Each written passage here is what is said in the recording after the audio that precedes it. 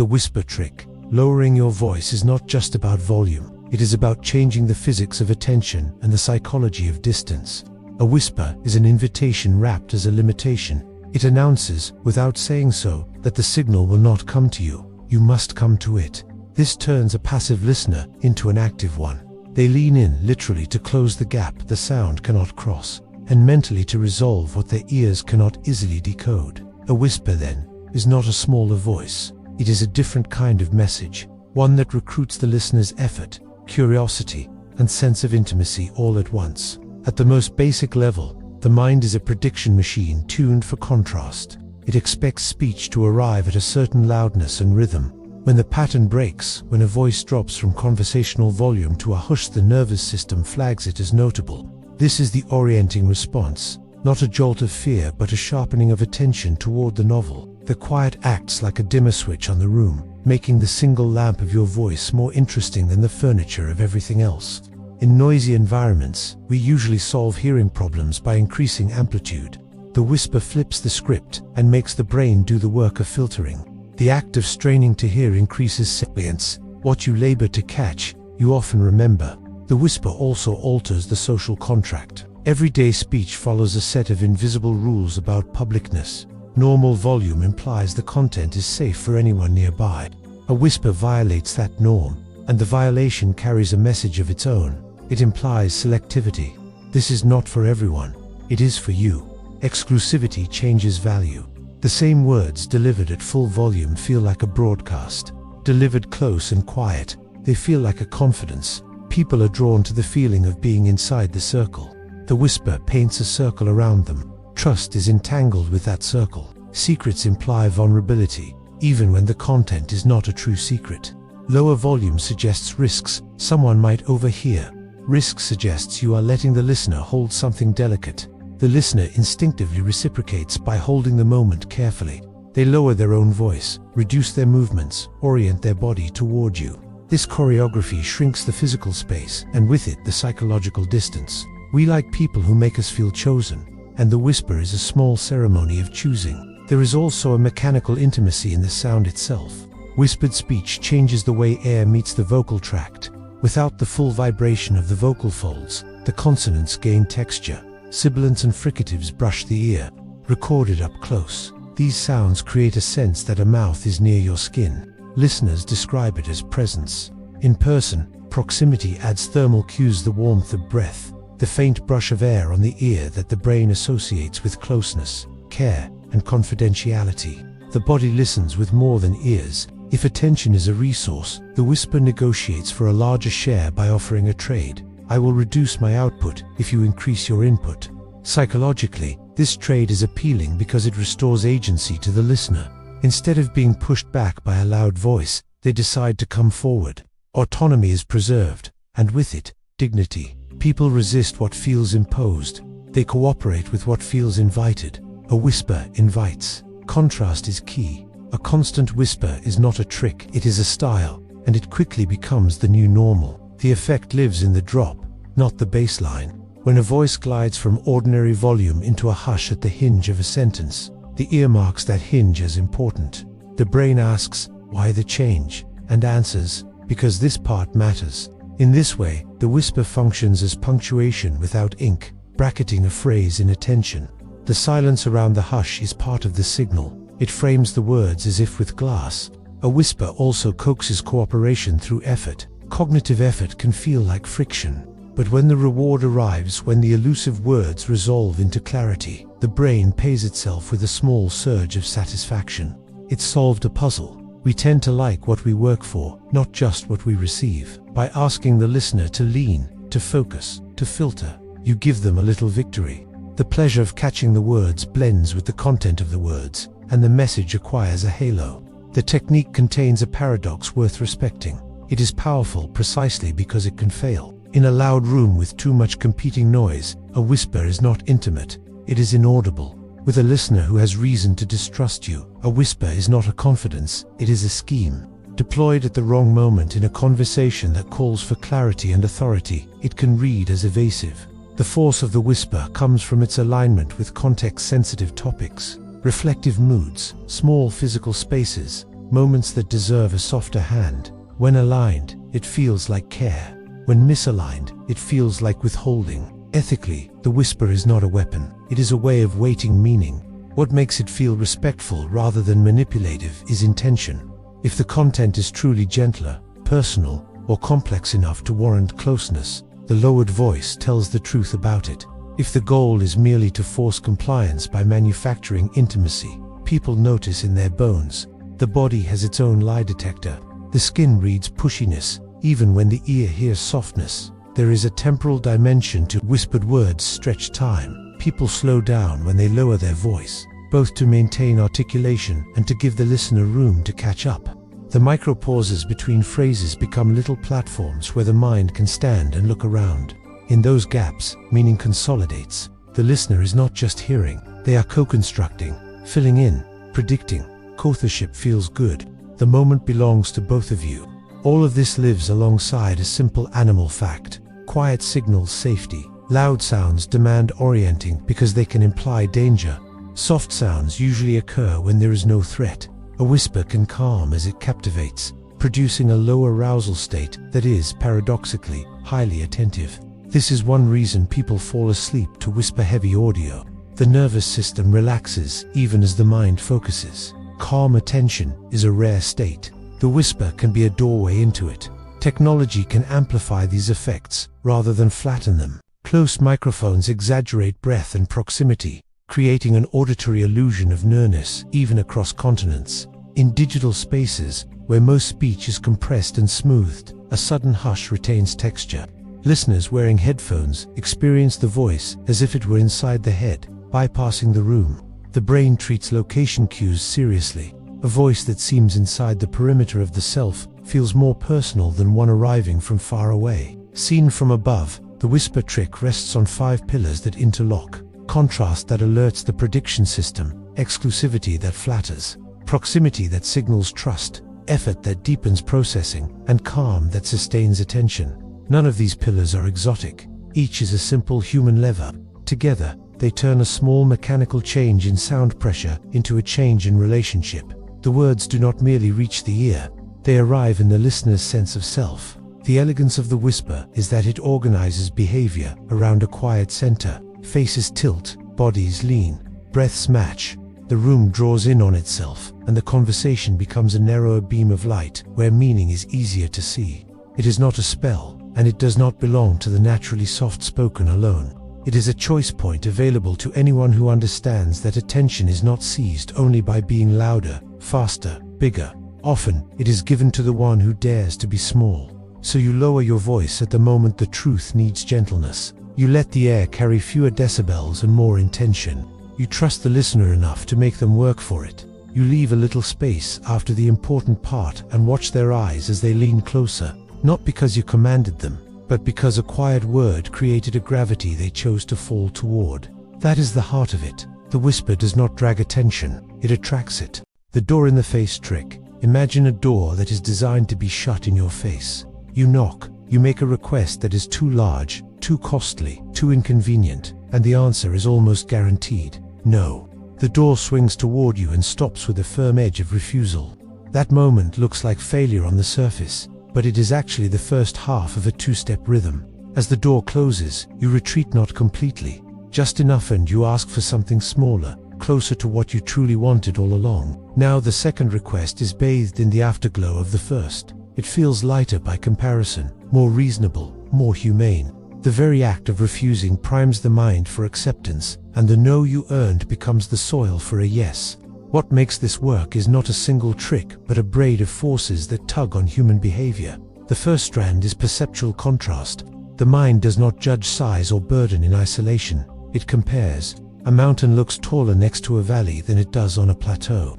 When the first ask is big, the second shrinks in the mind's eye, even if objectively it is not small. If someone asks for a whole weekend of your time and then asks for just an hour, the hour has been altered by context. The hour is not merely 60 minutes anymore. It is 60 minutes instead of 48 hours. Relief colors, perception, and reasonableness is measured against what almost happened. The second strand is reciprocity, but in a subtler form than the common understanding of favors returned. Here, the favor is not a gift, It is a concession.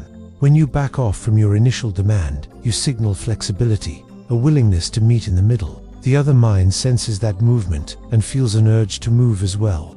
It is not a ledger of things, but a choreography of steps. You took one step back. I will take one step forward. This is why the technique often depends on the same person making both requests, and on the second request following closely after the first. If too much time passes, the sense of concession dissipates. If a different person asks, the dance loses its partner, and the reciprocal impulse weakens. A third strand runs through the psychology of identity and self-presentation. People like to see themselves as reasonable, fair, and cooperative in the face of fair treatment.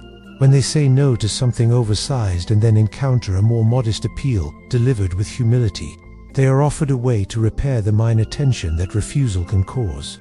Refusing can leave a faint aftertaste. I was unhelpful. The second request offers a palate cleanser. I can be helpful now, and it costs me less. Accepting the smaller request becomes a way to restore one's self-image as decent and balanced without surrendering to exploitation. There is also the matter of autonomy. Human beings resist being cornered. A gigantic first ask often feels like a corner, and saying no reasserts freedom. Having successfully defended their autonomy, people can relax it slightly on the next round. They no longer fear that any yes will be the beginning of a trap, because they have proven to themselves they can refuse. Paradoxically, the freedom to say no makes a later yes feel safer. The gate that was tested and held can now swing open a crack, without the fear of being ripped off its hinges. To understand why saying no leads to yes, you must also notice where the effect breaks. If the first request is not merely large but absurd, the credibility of the asker collapses. The mind thinks, this person is not negotiating. They are playing me, or they have no grasp of reality. In that case, the second request inherits the stain of the first. A good initial ask lives in the realm of the possible but uncomfortable, big enough to be refused, real enough to be taken seriously. Similarly, if the retreat from the first ask to the second is not framed as a concession, but as a baton switch, the sense of reciprocity withers. The key is authenticity and the climb down, a visible willingness to adjust rather than a theatrical ploy. Timing threads through the effect like a metronome. The second request must arrive while the emotional echo of the first still rings. The contrast must be felt. The concession scene, the self-image unsettled enough to seek balance. Wait too long, and the mind resenters. The hour reverts to just an hour. The concession fades into the general fog of memory. Pounce too quickly, and it feels like pressure, not dialogue. There is a human tempo to this dance firm ask. Clear refusal, brief pause, tempered ask that signals respect as much as strategy. Consider the internal narrative on each side. The asker tells themselves, I am negotiating in good faith. I started high. I listened to your refusal. I am compromising. The listener tells themselves, I am not a pushover. I rejected something too big, and now I can be cooperative without losing face. Both stories are flattering. Both protect dignity. That is why door interface can mend relationships instead of harming them when used with care. It allows the self-respecting people to find a middle without either feeling duped. There is a common confusion between this technique and simple anchoring. The cognitive bias where the first number sets a frame for later numbers. Anchoring certainly plays a role. The initial magnitude calibrates the scale, but anchoring alone cannot explain the uplift in willingness that follows a concession. Anchoring is cold math. Door interface is social math. The crucial addition is the norm of reciprocity around concessions. A calculator does not feel obliged to move because you moved. A person does. That obligation is not a law. It is a soft current that nudges behavior toward agreement. Ethics matter because the effect is powerful. When used to push people into commitments that are against their interests, it leaves residue, suspicion, regret, erosion of trust. The very mechanism that makes it work, people wanting to be fair when treated fairly, turns corrosive when fairness is a mask. Used well, it is a way to find a reasonable place to stand together. Used poorly, it teaches others to distrust your first asks and to brace for tricks. The long game is a better test of technique than the immediate yes. A yes that damages the bridge is not a success. It is a toll collected on a road you can no longer travel. There is a shadow twin to this strategy called foot in the door, where a small request is accepted first and a larger request follows. That method relies on consistency. I already said yes to something related, so I will keep saying yes to remain consistent. Your interface relies on complementarity. You gave ground, so I will give ground. One builds commitment through the self. The other builds compliance through the relationship. Knowing which one harmonizes with the situation is not mechanical. It is an art of reading context. If the person values being consistent with their past behavior, start small. If the person values fairness in negotiation, start high and retreat. Culture and setting tune the effect's volume. In face-to-face encounters, where tone, facial expression, and timing are legible, the concession is more visible and the reciprocal urge stronger. In text or email, the same steps can feel abrupt or manipulative if not softened by explicit acknowledgement. I asked for a lot. I understand that's too much. Would you be open to this smaller alternative? In cultures where indirectness is the norm, an oversized initial ask may be perceived as rude. The same technique might be more effective with a modest but still rejectable first request. Everywhere, the principle is similar. The second offer should feel like a gift of reasonableness, not an ambush. Internally, the person who says yes after saying no is not weak. They are performing a kind of moral arithmetic. They denied a claim that felt unfair, then accepted a claim that felt proportionate. This arithmetic keeps social life fluid. If we never changed our minds after refusing, we would be brittle. If we never refused, we would be prey. The technique simply lines up the numbers so that the final choice can feel both kind and sane. If you step back, you can see why the pattern appears so often in ordinary life. A teenager asks to stay out until 3 in the morning and is refused. They then ask for midnight and get it. A colleague proposes an ambitious timeline and after pushback, suggests a more realistic deadline that is accepted. A charity asks for a large monthly commitment, is turned down, and then requests a one-time donation that feels manageable and is, in context, generous. These are not just acts of persuasion, they are rituals of boundary finding. The too much marks the edge. The retreat traces the line where agreement can live. Notice too, how the technique requires the asker to tolerate no without flinching. The initial refusal is not an error, it is a deliberate step. Many people never learn this because they fear no so much they never ask big plus, or because they take no personally and cannot keep their balance long enough to retreat gracefully. The poise to accept refusal, to breathe, and to return with something measured is as much a social skill as any clever wording. The feeling it creates of being heard and then met halfway is what opens the door. In the end, door interface is less about tricking someone into agreement than about shaping the stage on which reasonableness can appear. It leans on our need to compare, our urge to reciprocate, our wish to see ourselves as fair, and our desire to keep choice in our hands. It takes a no that would otherwise be the end of the conversation and makes it the beginning of one. The door closes, you step back, the knob turns, and this time it opens just wide enough for a human yes to pass through. Benjamin Franklin effect. Picture a small favor like a thread. It's light, almost nothing, easy to give and easy to forget.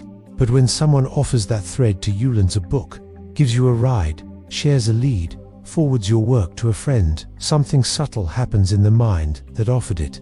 The giver looks at their own action and asks, often without noticing, what kind of person does a favor for someone? And the quiet answer returns, a person who likes them, or at least respects them. The action becomes evidence, and the evidence rewrites the feeling. That is the Benjamin Franklin effect in its simplest form. Doing a favor for you persuades me that I like you. The story that gave the effect its name is disarmingly mundane. Franklin had a political rival who disliked him. Instead of confronting him or buying him off, Franklin asked to borrow a rare book the rival owned. The man complied. Franklin returned it with thanks, and the enmity softened. The trick is not magic, it is logic, but a kind of logic that runs on feelings. If I have done you a kindness voluntarily, the most comfortable way to explain my behavior to myself is to believe you are worthy of kindness. My attitude aligns with my act to avoid the discomfort of contradiction. Rather than tell myself I help people I dislike, I update the dislike. A small action, a slight warmth, a new story about us. Under the surface, there are two engines turning. The first is dissonance. We dislike the feeling of, I helped that person, colliding with, I don't like that person. We want our inner narrative to be tidy. The second is self-perception. We infer who we are and what we feel by looking at what we do, just as an observer would. You see yourself extend the thread and conclude you must care at least a little. Otherwise, why extend it? The favor becomes a mirror held up to the self, and the mind obligingly nods at the reflection. Notice how different this is from the famous rule of reciprocity. Reciprocity says, if you do something for me, I feel obliged to repay you. The Franklin effect flips the arrow. If I do something for you, I feel warmer toward you. Reciprocity is a debt ledger. Franklin is an identity ledger. One pushes the other person to act. The other pulls the helper's heart closer. You can feel the difference in tone. Reciprocity has edges. Franklin is soft, almost invisible. There is also a cousin to this effect, known as effort justification, the tendency to value things and people more when we have invested effort in them. We love the chair we assembled ourselves more than the identical one that arrived fully built. We cherish the friend we defended, the student we tutored after hours, the project into which we poured evenings. Investment invites attachment. When I put a bit of my time into you, you become, in a small way, mine. I do not mean ownership, I mean authorship. I helped write a sentence in the story of your day, so I care a little more about how the chapter ends. This is why the size and shape of the favor matter. Paradoxically, a small, specific, voluntary favor has more power than a grand, forced one. If the favor is too large, I can explain my behavior in external terms: social pressure, a desire to look good, pity, or a calculated trade. If it is coerced or obviously transactional, the mind files it under cost and obligation, not under liking. But if it is modest and freely chosen, lend me that book, share your notes, give me your perspective. The easiest explanation is internal. I did it because I wanted to, because you're the kind of person I help. The feeling follows the explanation home. Context sets the temperature of the effect. Imagine two neighboring co-workers. With one, your conversations have been cool and formal. With the other, there's mild friction. The same request, could you review this draft for 5 minutes, will land differently. Where there is neutrality, a favor can spark warmth. Where there is open hostility, the mind may reach for a harsher story. I help despite you, not because of you. The effect is strongest in the gray zone, where a mind is still deciding what to think about you and is open to using its own actions as evidence. The framing of the ask matters too. A request that touches the other person's strengths invites them to see themselves at their best. You have an eye for structure. Would you glance at this outline? It's not just a request. It is a reflection that says, this is who you are, and I see it. When they act in line with that identity, they like both the reflection and the reflector. A request that is precise: just one chapter, just 5 minutes. Just a quick intro makes the decision easy and the act intentional. Intention is the seed from which the attitude grows. After the favor, gratitude deepens the groove. Not payment, not a gift too heavy, not an immediate attempt to return the favor in equal measure that shifts the story back to transaction and sweeps away the evidence of voluntary kindness. Gratitude, sincerely expressed and specific, preserves the simplicity of the narrative. I helped because I chose to, and you noticed. The mind settles, the feeling warms another degree, and the thread thickens. You can see the effect in places that don't look like favors at first glance. When someone asks for your advice, you lean toward them without moving. Offering advice positions you as an ally. Allies like the people they protect. When a newcomer asks a veteran to share a hard-won trick of the trade, the veteran may grumble, then teach, then find themselves invested in the student's progress. When a neighbor borrows a tool and returns it promptly, oiled and clean, you find yourself pleased to see them again. Each act is a small vote, cast by the helper, for the relationship. None of this is foolproof. If the request feels manipulative, the mind resists the rewriting and assigns a darker motive to itself. I helped because I was cornered, tricked, or guilty. If the ask comes from someone who has taken advantage before, the story becomes self-protection, not liking. If the favor is consistently one way, the warm story turns brittle. We like people we help, but we also like balance. A relationship built entirely on one person's effort tips into fatigue. What makes the effect fascinating is that it reveals how our feelings are not solid stones, but moving water, shaping themselves around what we do. We like to believe we act because of what we feel. Often we also feel because of what we acted. The arrow points in both directions. And in the quiet spaces of everyday life, borrowing a book, asking for a small opinion, requesting a 5-minute favor, those arrows redraw the map between people. Consider how this plays out inside you, not just around you. Think of someone you were indifferent to until you found yourself helping them. Someone you then started watching out for. Someone whose victories began to feel good in your chest. The act came first, the affection followed. Or recall a person you did not understand, perhaps did not even like, until you gave them your time and saw the world briefly through their route home. A small act is a bridge. Once you've walked across, the distance looks different forever. There is a quiet ethics to the effect when used well. Asking for a small favor can dignify someone's strengths, invite their generosity, and weave a human thread where there was none. It can heal rifts that argument cannot. It can soften judgments, including your own, as you notice how often people want to be helpful when given a clear and honest way to be. The key is sincerity. The favor must be genuinely useful to you and genuinely within reach for them. That sincerity keeps the story true on both sides. So the next time you think about winning someone over, imagine less the grand gesture and more the light thread. Ask for something small, precise, and real. Let them choose. When they do, thank them well and mean it. Their mind will do the rest, quietly aligning what they feel with what they've done, turning a tiny act into a subtle warmth. In a world that shouts about persuasion, the Benjamin Franklin effect whispers, let people discover they like you by watching themselves be kind. The eye test. There is a small, almost secret language spoken on the face, and if you learn to listen with your eyes, you can tell a genuine laugh from a practiced smile. The way a musician hears a true note from one that's merely tuned. Laughter and smiling live at the intersection of involuntary physiology and social choreography. A real laugh is not just the corners of the mouth turning up. It's the whole body, answering a private amusement with an honest, messy performance. A fake smile, by contrast, is often tidy because it's invented to manage the moment. The eye test is about spotting that difference, not by moralizing about sincerity, but by noticing how emotion reveals itself across muscle, timing, sound, and the tiny textures of motion that are hard to fake. Begin with the eyes because they are the most reliable anchor. Genuine amusement recruits the orbicularist oculi, the muscles around the eye, producing the little wrinkles and the soft narrowing that people call smiling with the eyes. This shrinking does more than change appearance. It shapes vision and facial geometry in a way tightly coupled to spontaneous affect. When laughter comes from the gut, cheeks lift, skin folds at the outer corners of the eyes, and the whole face curves into something that has lived through an internal impulse. A manufactured smile can lift the lips, but the eyes often stay flat, glassy, or watchful. The mouth may say pleasure, while the eyes keep a ledger of the social situation. That asymmetry is the first signal the brain reaches for. Timing reveals the next layer. Real laughter usually arrives with irregular cadences, a sudden intake of breath, a cascade of chuckles that speed up or slow down, a break in rhythm where the person gasps or doubles over. It's noisy, a little out of control, because the neural circuits driving the motor pattern are bound into emotional centers. Fake smiles and polite laughter tend to be metered, neat, and timed to the conversational beat. Smiles for photographs, polite chuckles after an awkward joke, applause-ready smiles in meetings.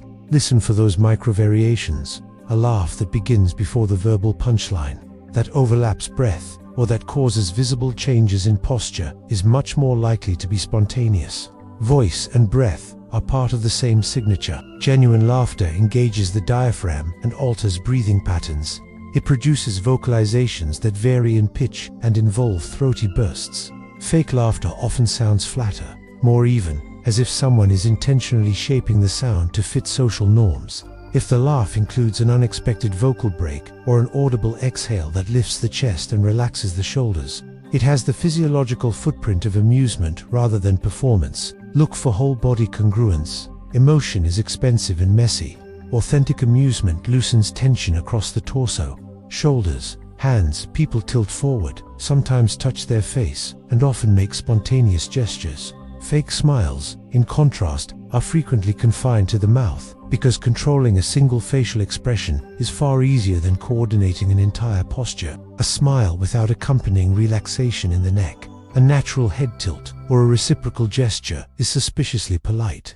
True laughter tends to propagate, One muscle recruits another until the person's whole stance is subtly different. Micro-expressions matter because they betray the momentary truth. These are flashes of emotion, brief, involuntary traces that cross the face for a fraction of a second and then vanish. Under stress, or when someone is managing an expression, micro-expressions reveal the underlying feeling. In laughter, a fleeting tightening around the eyes or a tiny downturn before the lips. Rise can show inner conflict or amusement, suppressed by social rules. You don't need to become a forensic expert. Simply noticing that a face moves through an involuntary passage, an eyebrow flick, a pupil widening, a lip tremor, gives you evidence about whether the outer expression is anchored to an inner state. Context and congruence with content are the vital checks against false positives. A laugh that comes at a pause in a serious story is likely strategic. A grin during a eulogy is usually a social artifact or a discomfort response, not mirth. People often smile to ease tension, to signal affiliation, or to hide discomfort. The eye test is not a detector of truth in the moral sense, so much as a tool for calibration. Does the face, the posture, the voice, and the timing hold together into one coherent, effective event? If they do, the laugh is probably real. Culture and individual differences temper the rules. Some cultures favor restrained emotion in public. Some people, because of personality, neurodivergence, or social training, display affect differently. What counts as a Duchenne smile in one group may be rare in another. People with certain conditions may have atypical facial expressivity, or may intentionally mask emotions as a protective strategy. The eye test should therefore be used with humility. It raises probabilities rather than delivering certainties. Treat it as a way to tune your social antennae, not as a license to judge. Practically, you can sharpen the skill by watching behavior in slow-motion films, interviews, candid footage, and noticing when laughter is contagious versus when it is performative. Pay attention to the nascent split second when expression starts. Genuine affect often begins slightly before conscious social signals line up. Try imagining the causal chain. Did something strike the person in a way that would access an emotional center and spill outward? Or does the smile appear to be answering the room? Over time, you'll notice patterns. Real laughter tends to broaden a face and relax a body. Fake smiles keep things tidy and local to the mouth. There is an ethical edge. Detecting authenticity is not just a cool social skill, it is an act of care. Spotting a fake smile can alert you to someone's discomfort and give you the chance to ask, to check in, to change the social frame so the person feels safer. Conversely, assuming insincerity can shut down someone who is actually trying to connect. The art of the eye test, properly practiced, increases empathy because it encourages you to look past polite surfaces and respond to what people actually feel. At its heart, the eye test is a study in coherence. The face tells a story only when its part-size mouth, voice, breath, posture sing from the same sheet music. Authentic laughter is messy and generous. It leaks through everything at once. A fake smile is tidy and transactional. It often ends where it begins. Learning to see the difference is less about catching liars and more about learning to read the deeper current of human presence, the small, truthful tremors that tell you whether someone is truly amused, truly moved, or merely playing the part. The whisper compliment, a compliment whispered through a third party, travels differently than the same praise delivered face to face. It moves like a soft current that carries more weight because of how the mind interprets indirect validation. When someone tells you directly that you did well, the moment is bright and intimate, but also immediately situational. You receive the praise, you register it, you smile or blush, and the social script moves on. When the same compliment arrives via someone else heard through a colleague, a mutual friend, or a passing remark in a meeting, it acquires the qualities of social evidence. The mind tags it with extra affordances. It was noticed by another observer, it persisted beyond the original exchange, and it now occupies the social field as more than a private favor. This transitive route gives praise a credibility and longevity that a direct compliment often lacks. Psychologically, the whisper compliment leverages the power of triangulation. Human beings do not evaluate claims in isolation. We gain confidence from convergence. If one person says you are skilled, that is pleasant. If several independent observers echo similar praise, your brain treats the information as more reliable. Hearing praise, third hand, is a kind of informal corroboration, a signal that your competence or character is not merely the result of one person's kindness or bias, but has been observed by multiple witnesses. The indirectness allows the mind to step back from the personal reciprocity that can taint direct compliments. It is easier to accept a compliment as true when it feels less like flattery intended to curry favor, and more like an observation that others would make as well. There is also a subtle social calibration at play. A compliment delivered indirectly often arrives embedded in narrative. "Oh, did I tell you how well she handled the presentation?" The narrative form situates the praise in context and makes it easier to imagine the behavior across settings. People remember stories more readily than disembodied praise, and indirect compliments frequently come couched in anecdote, which gives them texture and memorability. The mind therefore archives indirect praise not as a fleeting nicety, but as part of the social ledger, evidence of consistent behavior rather than a single momentary performance. Emotionally, indirect compliments feel safer and more dignifying. Direct praise can trigger embarrassment or the reflex to deflect. It can feel like exposure because the complimenter is focused on you in the moment. Indirect praise, by contrast, arrives almost as gossip with positive valence. It allows the recipient to receive recognition without the immediate spotlight, to integrate the positive information into self-concept quietly. That private processing often leads to deeper internalization. You do not merely acknowledge the compliment, you begin to believe it and act in ways that are consistent with it. In psychological terms, the compliment moves from being an external reward to becoming part of the narrative. The mechanism works in part because of the role of social proof and reputation. When someone else volunteers a positive judgment about you, they are, in effect, vouching for you to a third party. That vouching can propagate. Person A tells person B repeats it to person C, and what begins as a whispered praise can slowly shape the reputational field. In networks, reputations travel and congeal. Indirect compliments are the raw material of that process. Leaders, mentors, and connectors who mention others' strengths in passing catalyze this reputational flow intentionally. When they mean to support careers, relationships, or trust, timing and subtlety matter.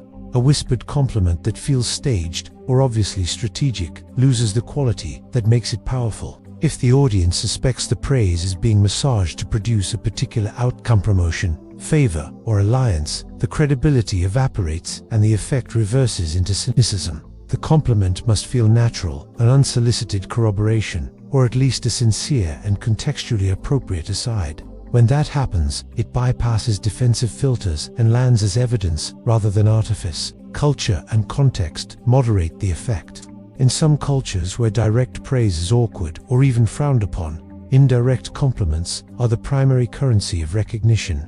They allow acknowledgement without forcing public display. In high-power hierarchies, a compliment relayed through a respected intermediary can be especially potent because it carries the authority of the messenger. Conversely, in cultures or groups that prize bluntness, indirect praise may be dismissed as evasive unless accompanied by concrete examples. There are practical and ethical angles. Intentionally using the whisper compliment is a humane way to lift others without embarrassing them. A manager who tells a peer, "I was impressed by how Alex handled that client," helps create career capital for Alex without forcing them into a conspicuous moment of praise.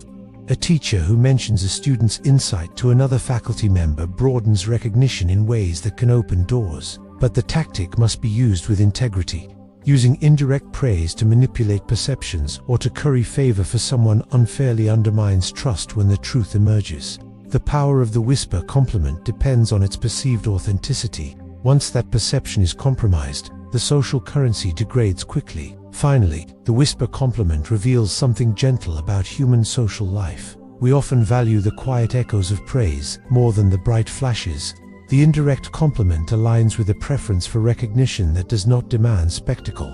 It creates a slow-building reputation, fosters dignity, and allows positive perceptions to ripple through networks. When we learn to name others' strengths in passing, to mention good work to colleagues, and to vouch for people quietly, we are practicing a form of social generosity that multiplies goodwill without the awkwardness of the spotlight. The compliment travels farther precisely because it is not forced to carry the immediate burden of face-to-face gratitude. It moves through the room like a rumor of kindness, and kindness remembered is kindness returned. The opinion trick. There is a small, generative trick in human interaction that costs almost nothing and yields a surprising return. Ask someone their opinion. It sounds obvious, even trivial. But the moment you genuinely solicit another person's view, you do more than gather information, you hand them a little throne. The opinion trick works because people crave being seen as competent, useful, and heard. Asking for their perspective affirms all three at once and compresses months of social capital into a single exchange. At the heart of the effect is the social architecture of identity. People define themselves not only by what they do, but by what they believe and by the roles others assign to them. When you ask someone's opinion, you are implicitly saying, "I think your mind matters here." That implicit endorsement activates a cluster of psychological responses. The person feels recognized. Their sense of competence is nudged upward, and they experience a burst of agency. These reactions are not abstract, they are embodied. A brief exchange of views can release small amounts of oxytocin and dopamine chemicals associated with trust and reward, making the interaction feel rewarding and bonding. There is also a cognitive mechanism in play, called the self-reference effect. Information connected to the self is remembered better and felt more important. If someone expresses an idea and hears it reflected back, that idea becomes part of their cognitive landscape. By prompting someone to articulate their perspective, you give them a mental foothold. They invest a bit of themselves in the conversation. Investment breeds commitment. When people contribute to the construction of an idea, they are more likely to endorse it later, to defend it, and to feel a kind of proprietorship toward the interaction that produced it. You asked for a view, they supplied it. The supply becomes a social currency you both now trade in. The trick is deceptively simple and precise. It is not just ask for anything. The most powerful form is asking about matters that touch a person's knowledge, values, or experience areas where they already hold competence. However modest, requesting a tiny bit of expertise. What would you do in my shoes? Or how do you think we should approach this corner? Is stronger than asking for a generic opinion about something trivial. The specificity signals respect for their judgment and gives their response immediate relevance. Even in a room where one person is obviously the expert, soliciting others' views distributes dignity. It turns spectators into participants and flattens status in a way that feels generous rather than undermining. Timing and tone shape the effect dramatically. A sincere, curious question asked with an open face and patient silence invites elaboration. The silence matters, people fill it, and in doing so they elaborate, justify, and often reveal insights they might not have voiced under pressure. Quick follow-ups, paraphrasing what they said, asking a clarifying question, or thanking them amplify the feeling of being heard. Small acts of acknowledgement do more than flatter. They close the loop that turns an utterance into a shared. Conversely, tokenizing, someone asking an opinion and then dismissing, it negates the effect and breeds resentment. There are social dynamics that compound the power of the opinion trick.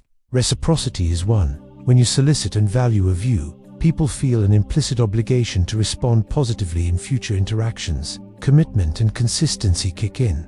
After someone has publicly taken a stance, they are psychologically nudged to act in ways consistent with that stance. That is why leaders who ask for team input and then visibly incorporate it build stronger buy-in than leaders who simply decree. The act of asking creates ownership. Ownership sustains follow-through. The trick is culturally and contextually modulated. In some cultures, direct requests for personal opinion are welcome and a sign of respect. In others, they may be seen as intrusive or as a challenge to hierarchy.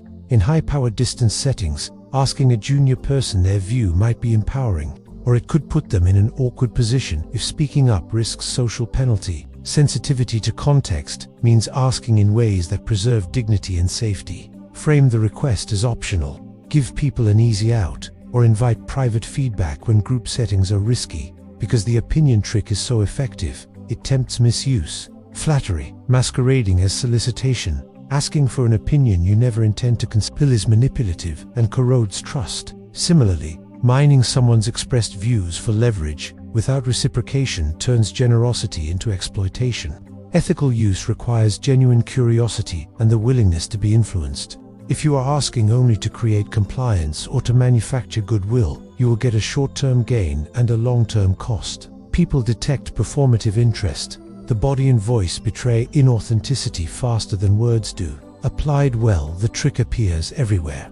In great teachers who ask students to explain ideas, thereby strengthening learning and belonging. In therapists who ask reflective questions that let clients discover their own solutions. In negotiators who ask for the other party's priorities and thereby convert resistance into collaboration. In managers who solicit input and thus create agency and accountability. Even in casual conversation, asking someone's opinion about a movie, a neighborhood, or a recipe invites them into a micro-relationship. The cumulative effect of being regularly asked and listened to is an interpersonal ledger of goodwill that smooths future interactions and deepens trust.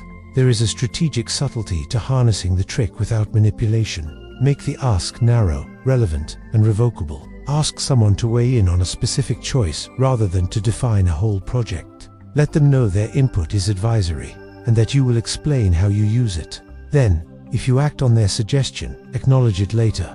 That recognition completes the psychological contract and transforms a brief exchange into durable rapport. Finally, the opinion trick reveals something tender about human social life. People want to matter. We measure our significance in part by the degree to which others solicit and incorporate our minds.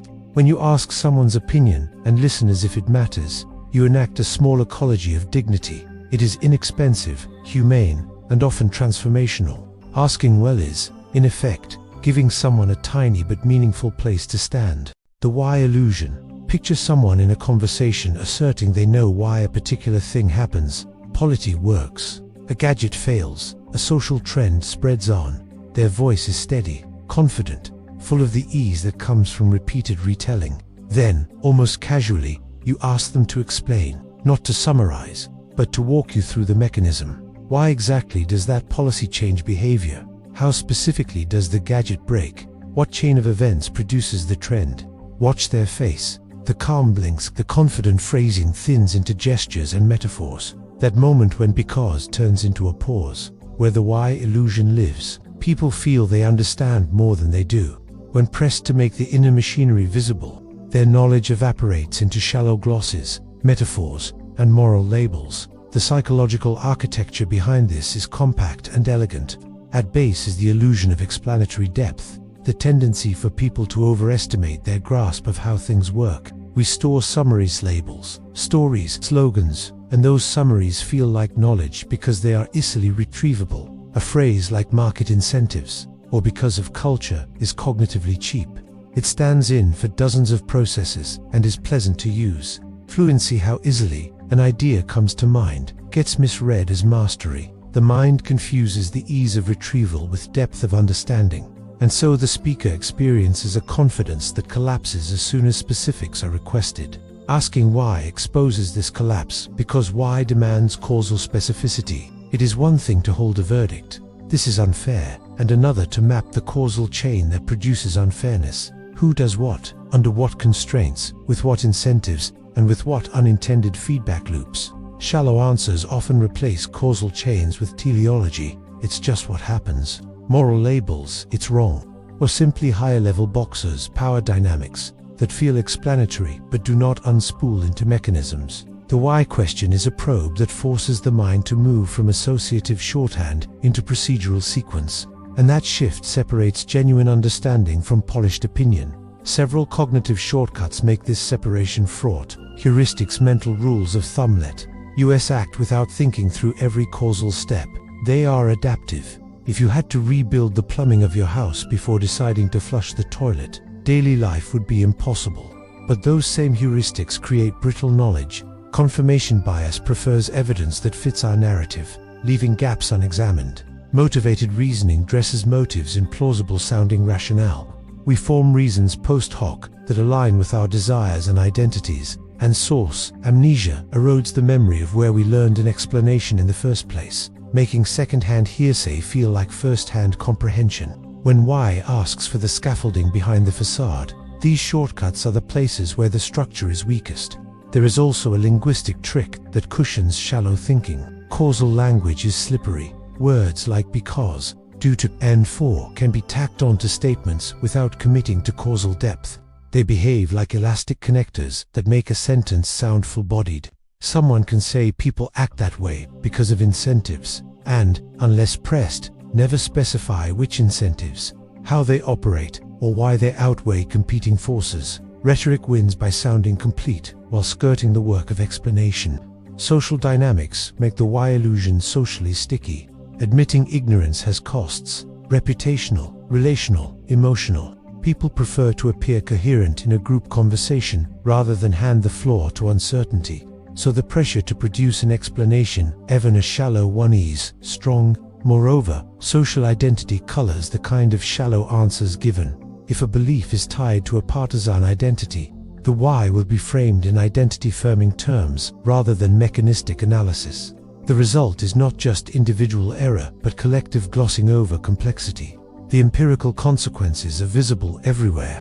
In debates, asking a persistent why can reveal that opponents hold different levels of understanding. In classrooms, encouraging students to explain mechanisms reveals who truly grasps a concept. In policy, the difference between a slogan and a causal model can mean the difference between effective intervention and wasted effort. Why is therefore a diagnostic tool. It doesn't merely interrogate facts. It exposes the shape of thought, whether it's built from a foundation of mechanisms or balanced on rhetorical scaffolding. There are practical implications both for exposing shallow thinking and for avoiding that exposure yourself. If your goal is to test an explanation, follow why with requests for steps, examples, boundary conditions, and counterexamples. Ask, what would falsify the claim? Demand a sequence rather than a label. These moves force the speaker to build rather than narrate, and the building either stands or crumbles. If instead you want to deepen your own understanding, swap why for procedural probes too. Stop at why does this happen? Ask what sequence of events creates the outcome, and what evidence would change my mind. These prompts recruit analytic thinking, slow fluency, and surface uncertainty in useful ways. There is an ethical dimension as well. The why illusion can be weaponized, asked aggressively to trap rather than illuminate, or wielded benevolently to cultivate curiosity and humility. The best interrogations of why model a stance of discovery rather than victory. When a questioner frames their why as genuine puzzlement, they reduce the social penalty of admitting ignorance and invite joint construction of explanation. That collaborative posture turns the exposure of shallow thinking into an opportunity for collective learning. Finally, the why illusion is a reminder about the texture of modern knowledge.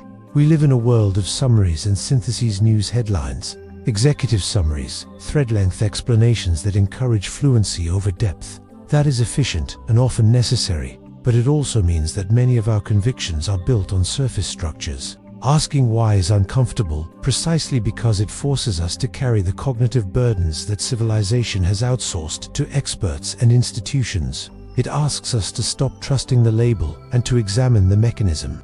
In that sense, the why illusion is not merely an error to shame. It is a hinge onto better thinking. When we learn to welcome the question and not fear its exposure, we trade the brittle comfort of easy answers for the steadier footing of real understanding. The association game.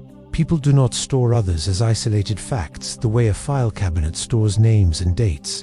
Instead, the mind builds a web of associations, emotional threads that link faces, voices, smells, places, and moments to feelings we've already had. The association game is the quiet chemistry by which someone becomes the warm person, the annoying coworker, or the comforting voice, not because of a single trait, but because of how the brain has repeatedly conjoined that person with particular affective states. This linking is ancient and efficient. Emotions are costly to process and expensive to simulate. Attaching them to Kuzan, accent to laugh, assent lets the brain shortcut future interactions by calling up a ready-made feeling from memory rather than recomputing the whole social scene from scratch. At the most basic level, it's a matter of associative learning. When an emotionally charged state occurs close in time or context to the presence of a person, the neural networks representing that person and that emotion strengthen their connection. A comforting presence during a night of fear, a colleague who applauds you after a success, a friend who listened when you were ashamed. These pairings build associations that bias later perception. Neuroscientists see this in the way amygdala responses and cortical representations become co-activated and then cohered into an implicit link. The brain then treats the person as a cue for the affect they've been paired with, triggering quick, preconscious reactions: relief, warmth, irritation, or distrust, depending on the history of pairings. The mechanics are not only Pavlovian reflexes. Human associations are braided with narrative and meaning. When an event happens, the mind does more than catalog sensory detail. It weaves it into cause, intent, and moral shape. If a boss praises you publicly, the praise is not just sound and context. It becomes evidence in your personal story. This person sees me. That narrative anchor makes the emotional association stick. The same principle explains why a politician who appears at a charity event with moving music and touching imagery will be felt differently than the same politician at a dry policy briefing. The emotional packaging, the music, the camera angles, the stories creates richer, more accessible associations than the raw facts could ever do. The strength of an association depends on several human factors that are intuitive in hindsight. Intensity matters. Powerful emotions bind more tightly. Frequency matters. Repeated pairings deepen the neural groove. Salience matters. Unusual or surprising pairings are more memorable and therefore more likely to attach. Context matters. When cognitive load is high, people rely more on associative shortcuts, so fleeting impressions become sticky because they replace slow deliberation. Timing matters. A small kindness given immediately after a quarrel can rewire the emotional valence of the relationship because the new cue arrives in the aftermath when the old associations are malleable. All these variables determine whether an association becomes a fleeting impression or a durable part of someone's social map. The association game operates across sensory channels. Smell is a particularly powerful carrier because olfactory signals feed directly into limbic circuits with minimal cortical filtering. A perfume or food smell can summon a person's presence and the feelings tied to them across years. Voice, tone, and cadence anchor mood. A warm, low voice can link a speaker to calmness. Visual cues like clothing, grooming, and posture are quick shorthand for social meaning and serve as repeated triggers for effective responses. Even seemingly trivial things where you meet someone, the light in the room, the music playing contribute to the associative mosaic that other minds will later use to judge you. In social life, this associative wiring produces many predictable patterns. The halo and horns effects are one manifestation, an initial positive or negative. Association with a person colors unrelated judgments about competence or morality. Emotional contagion and mimicry further entrench links because effective alignment between people creates mutual reinforcement. You smile and your listener mirrors the smile. Both of you strengthen the link between each other and the positive state. Attribution processes compound the effect when observers infer stable traits from transient effective cues, turning a momentary pairing into a lasting identity tag. Generous, selfish, reliable, or flaky. The association game is also a powerful tool in persuasion, branding, and leadership. Leaders who consistently pair their presence with safety, clarity, and warmth gain followers because those followers' minds come to treat the leader as a cue for those states. Brands that consistently pair their logos with aspirational stories, pleasant sensory environments, or inclusive rituals become more beloved because consumers have learned to feel a certain way when they see the mark. Political messaging often harnesses the principle by pairing candidates with stirring images and music. The emotional pairings can persist even when countervailing facts are presented later. That power carries an ethical dimension that cannot be ignored.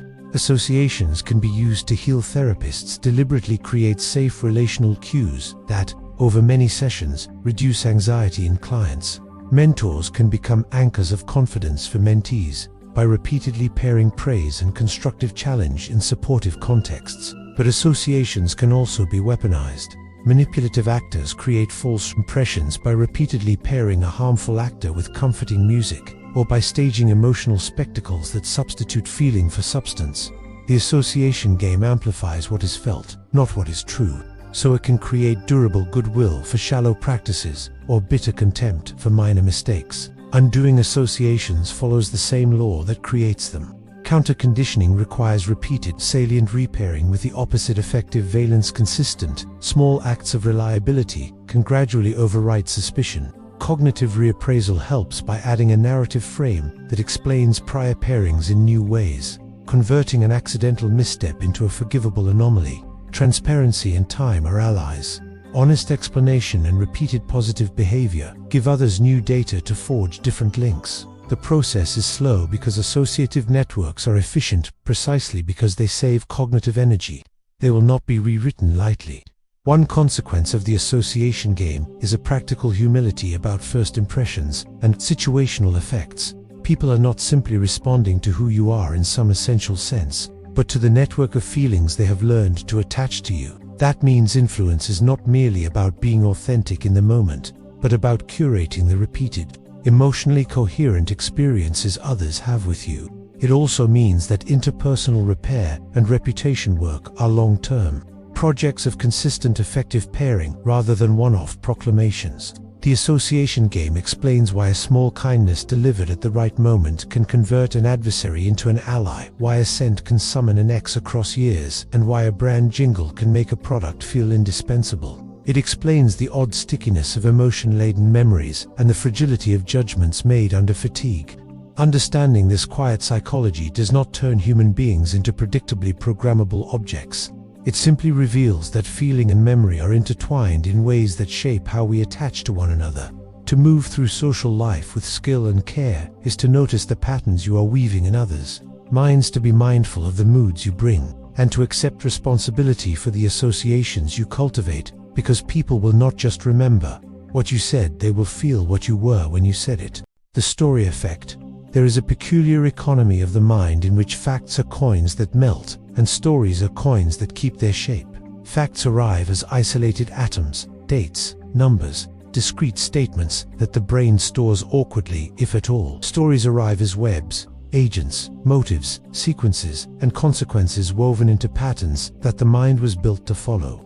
The result is predictable and ancient. Facts fade, stories endure. This is the story effect, and it explains why a single vivid tale can outlive spreadsheets of evidence, and why whole cultures hang on to myths long after their literal truth has gone soft. At the simplest level, a story is structure. The human brain is a prediction machine that prefers patterns it can simulate. Stories give it exactly that, cause followed by effect. Agents who act obstacles to be overcome, and consequences that close the loop. These elements map onto the brain's basic computational needs: who did what, why, and what happened next. So narratives fit neatly into how we model the world. Facts, in contrast, often lack that scaffolding.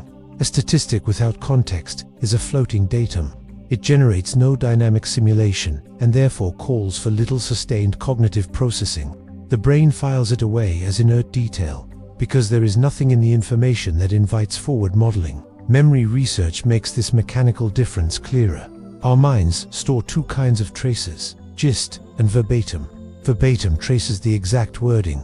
The raw number fade quickly. Gist traces the sense, the narrative arc. The lessons stick far longer. Stories are designed to produce gist. When you hear a tale about a courageous woman who built a bridge against the odds, you retain an impression. Bridge, courage, persistence, payoff. Those ingredients are portable. They adapt to new contexts and survive the erosion that strips away precise figures. Facts, if not anchored into a meaningful frame, lack that adaptability and so are more easily lost. Emotion is the exterient. Stories are vessels for feeling. They make us laugh, shiver, ache, and cheer. Emotional arousal amplifies memory consolidation through neurochemical mechanisms. The amygdala nudges the hippocampus into stronger encoding when feeling is present. A dry fact about market share rarely generates that chemical nudge.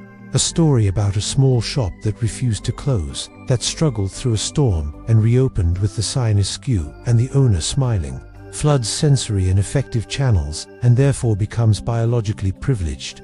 Emotion does more than strengthen memory. It attaches meaning. The fact becomes a footnote. The feeling becomes the air. Concreteness matters. Facts often abstract. Stories concretize. A statistic about thousands displaced erases the individual face. The smell of packing boxes. The small ritual of leaving a home. A story about one family. The toy under the couch. The grandmother's recipes tucked in a tin. Those images are hooks. The human mind loves concrete images because they are easier to simulate. Mental simulation not only aids recall, but also allows vicarious learning. When a narrative places you into someone else's decisions, The brain practices those decisions in miniature, rehearsing responses to situations you may later encounter. Stories are thus not only memorable, they are training grounds. Narrative also solves the problem of causality. The world is messy and full of correlation. Stories impose causal clarity. We crave explanations that connect A to B. When a story supplies a motive, a turning point, or a decisive choice, it placates the brain's hunger for cause. Facts that sit without causal ties invite doubt because the mind cannot easily incorporate them into its web of expectations. That is why anecdotes, even when logically weak, often trump statistics and persuasion. They provide a causal story you can understand, simulate, and emotionally inhabit. Social transmission amplifies the effect. Stories are built for sharing. They come with mnemonic devices, repetition, characters, punchlines that help them travel intact. In oral cultures, mnemonic architecture is survival technology. Repeated refrains, alliteration, and dramatic cadence are not ornament but engineering, ensuring that practical, moral, and historical knowledge survives where inscriptions cannot. Even in literate societies, the social pleasure of telling and retelling binds memory. Facts sit solitary. Stories demand an audience. Telling a story cements it in both teller and listener in ways that rote repetition of statistics does not. There is also an identity angle. Stories are how groups stitch individuals into a shared tapestry.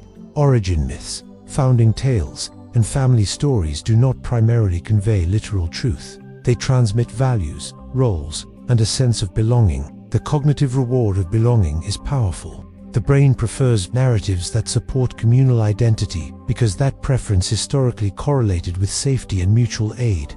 Facts that contradict a cherished story are often dismissed, not because people are irrational in a simple sense, but because the social fabric the story maintains is part of the mind's scaffolding for action and meaning. Yet this durability of story has consequences. It makes misinformation easy to spread when a memorable narrative attaches itself to a false claim.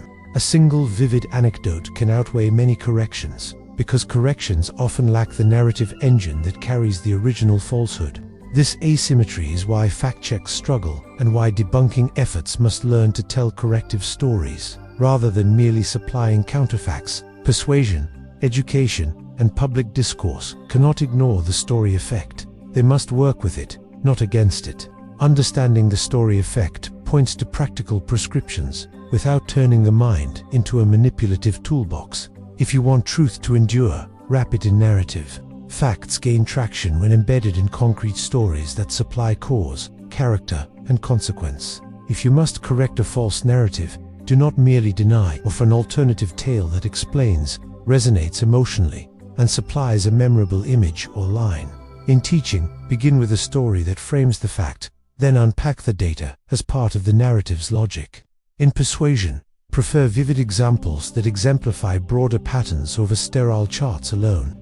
The story effect is not a flaw in human cognition so much as an adaptation. It made sense in environments where information had to be compressed, transmitted orally, and acted upon quickly. Stories economized memory, coordinated groups, taught skills, and transmitted norms. In a modern world overflowing with raw data, that ancient machinery still governs much of what we remember and pass on.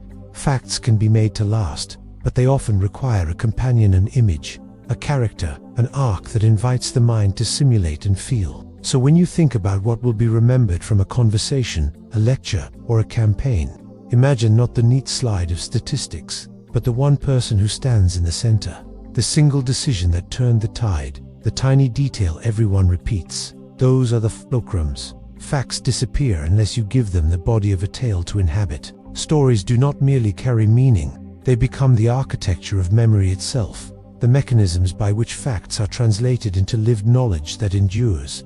The paradox of choice. There is a quiet cruelty to abundance. The more doors you can open, the harder it becomes to choose which one to walk through. The paradox of choice describes that counterintuitive truth when options multiply. Freedom can feel less like liberation and more like burden. At a glance, it seems obvious that more choice should equal better outcomes. More possibilities ought to increase the chance that one of them matches your needs. But human minds are not perfect optimizers. They are creatures of emotion, memory, and limited cognitive capacity. and abundance interacts with those limitations in ways that often reduce action, satisfaction, and psychological well-being. One way to understand the paradox is to see a choice as a small cognitive project. Every option invites comparison, evaluation, and prediction. Will this fit my taste, save me time, impress others, and last as long as I hope? Each added alternative multiplies the comparisons you must make, and mental effort, unlike material resources, is finite and easily exhausted. As options pile up, so does the cost of deciding. Where a simple binary choice can be finished in a few mental steps, a menu of dozens creates a combinatorial problem. The result is that people slow down, search longer, and sometimes stop altogether. This is the mechanics of decision paralysis. Abundance increases deliberation time while decreasing the likelihood of reaching a satisfying conclusion. Emotional processes make the effect worse. Humans anticipate regret and dislike the feeling of having made the wrong call. When there are many plausible choices, the imagined space of alternative outcomes expands, and with it, the potential sources of future regret. If you buy one jacket among 50, you can mentally enumerate 49 ways it might disappoint, or imagine a friend praising a different purchase. The mind inflates the stakes of every decision, because it now feels like a fork that forecloses many desirable possibilities. That heightened sense of potential loss dampens the motivation to commit and reduces post-choice satisfaction, even when the choice was objectively good. Closely related is the role of expectations. Abundance raises the perceived ideal. With many options, people imagine the perfect match is out there waiting. They set a higher bar for what will count as good enough. This encourages maximizing behavior of the urge to find the absolute best rather than sacrificing. The strategy of settling for an option that meets one's needs. Maximizers spend more time hunting and comparing, and even after they choose, they are more likely to wonder whether they missed a better alternative. Satisficers, in contrast, decide when an option passes a threshold of acceptability and move on, thereby conserving mental energy and often reporting greater happiness. The paradox arises because abundance tempts maximization, and maximization erodes contentment. Choice also interacts with identity and social comparison. Many decisions are not merely functional but expressive. What you buy, where you vacation, which career you pursue signal who you are. With more options, the symbolic stakes rise. Choosing one life path from an expanded menu feels like a more consequential act of self-definition, and that weight can overwhelm. People can become trapped in a performative loop, curating choices for future approval rather than selecting for present fit, which, ironically, undermines authenticity and makes action harder. Another cognitive mechanism at play is opportunity cost, salience. When choices are limited, the mind can more easily ignore what it did not pick. When choices are plentiful, the mind keeps tally of what was foregone. Every unchosen alternative becomes a little ghost, tilting the balance away from satisfaction. The cognitive bookkeeping of missed possibilities eats into the pleasure of the selected option, producing a nagging sense that the decision might have been a compromise rather than a success. The social and technological environment amplifies the paradox. In a small community, choices are naturally constrained by culture, availability, and shared norms. Making a selection is therefore a lighter cognitive lift. In modern consumer societies, digital platforms advertise infinite variety and present possibilities endlessly, often with social proof and curated feeds that increase the visibility of alternatives. The illusion that the perfect choice is always one more click away fuels perpetual searching. Paradoxically, the very abundance that promises personalization often degrades it because the mental work required to find a genuinely fitting option is underestimated. All of these forces cognitive load, anticipated regret, elevated expectations, identity pressure, and opportunity cost. Salience conspire to reduce the probability of action. Where once a small set of options enabled quick, confident choices, a glut of possibilities breeds indecision, procrastination, and post-decisional remorse. The paradox of choice is therefore not an abstract intellectual curiosity. It shapes daily behavior, marketing outcomes, public policy uptake, and personal life decisions. Yet the paradox also points to subtle remedies embedded in human psychology. Constraints can be liberating because they lower cognitive cost and shrink the imagined space of foregone alternatives. Defaults and curated sets decrease the burden of comparison. Social commitments narrow possibilities by introducing accountability. Framing and categorization reduce perceived complexity by organizing options into manageable groupings. These are not tricks to diminish freedom, but ways of matching the structure of choice to the human mind's bandwidth, turning abundance into usable variety rather than paralyzing excess. Understanding the paradox also calls for humility about what choice means. Freedom is not only the availability of options, it is the capacity to make decisions without crippling doubt. A life of fewer well-aligned options can yield more agency than a life of infinite potential that never gets actualized. The science of human choice reminds us that more is not always better. Often, less is clearer, kinder to the mind, and truer to what we genuinely want. The anchoring effect. The first number you hear in a negotiation is like a magnet, quietly setting the coordinates for everything that follows. Call it an anchor, a first impression in numerical form, or the cognitive foothold of the conversation.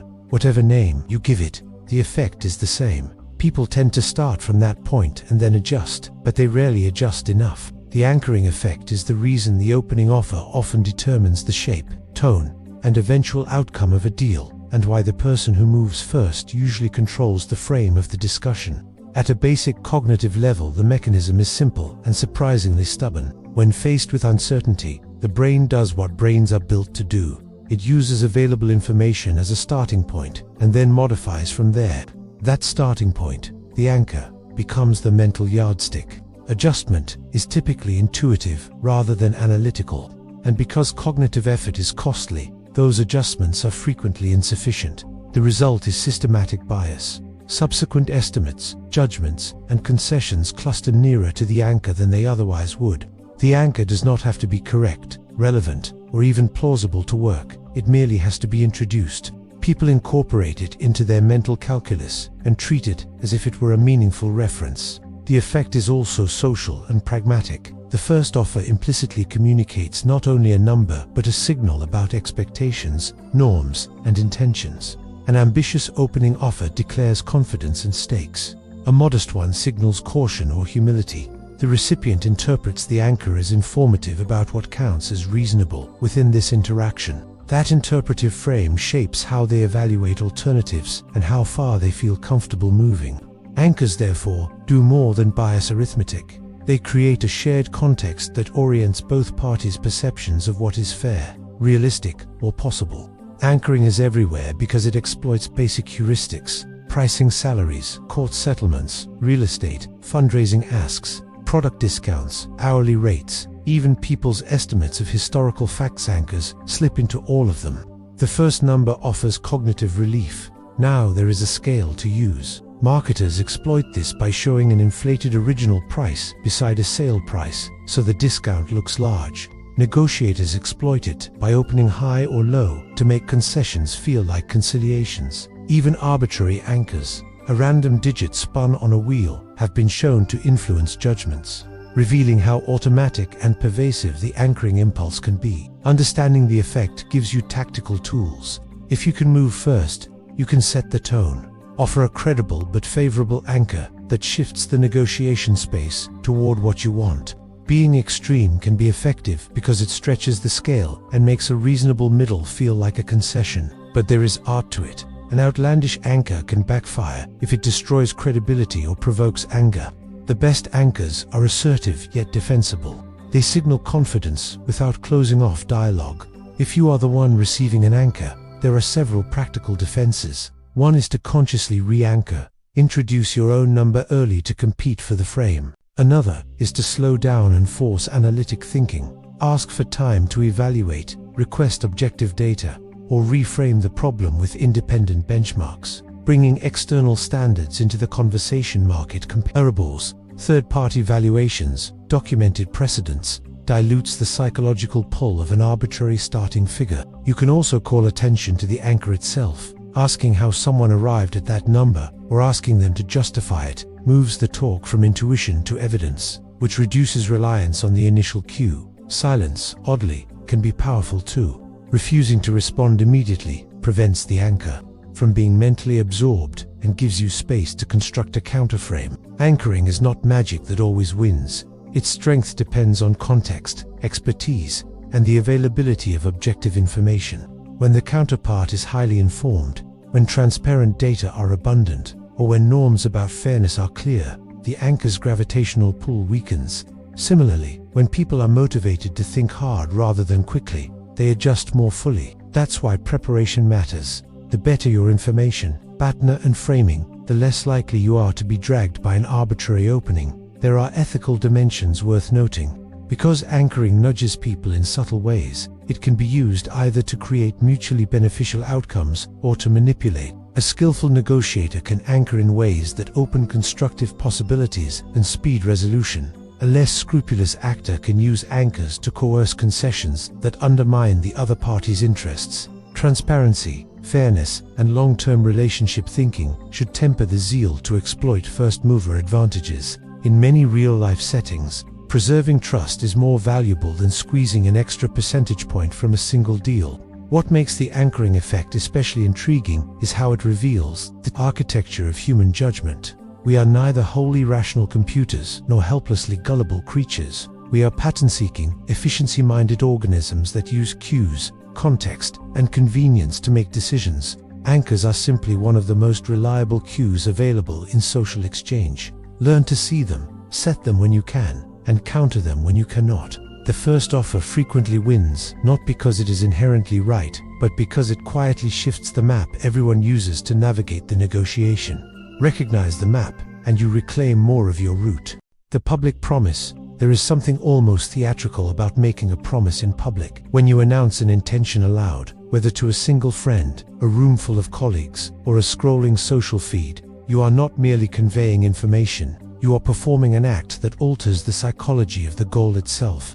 The public promise is more than social pressure dressed up as motivation. It is a complex interplay of identity, accountability, expectation management, and cognitive architecture that transforms private intent into a social fact with psychological momentum.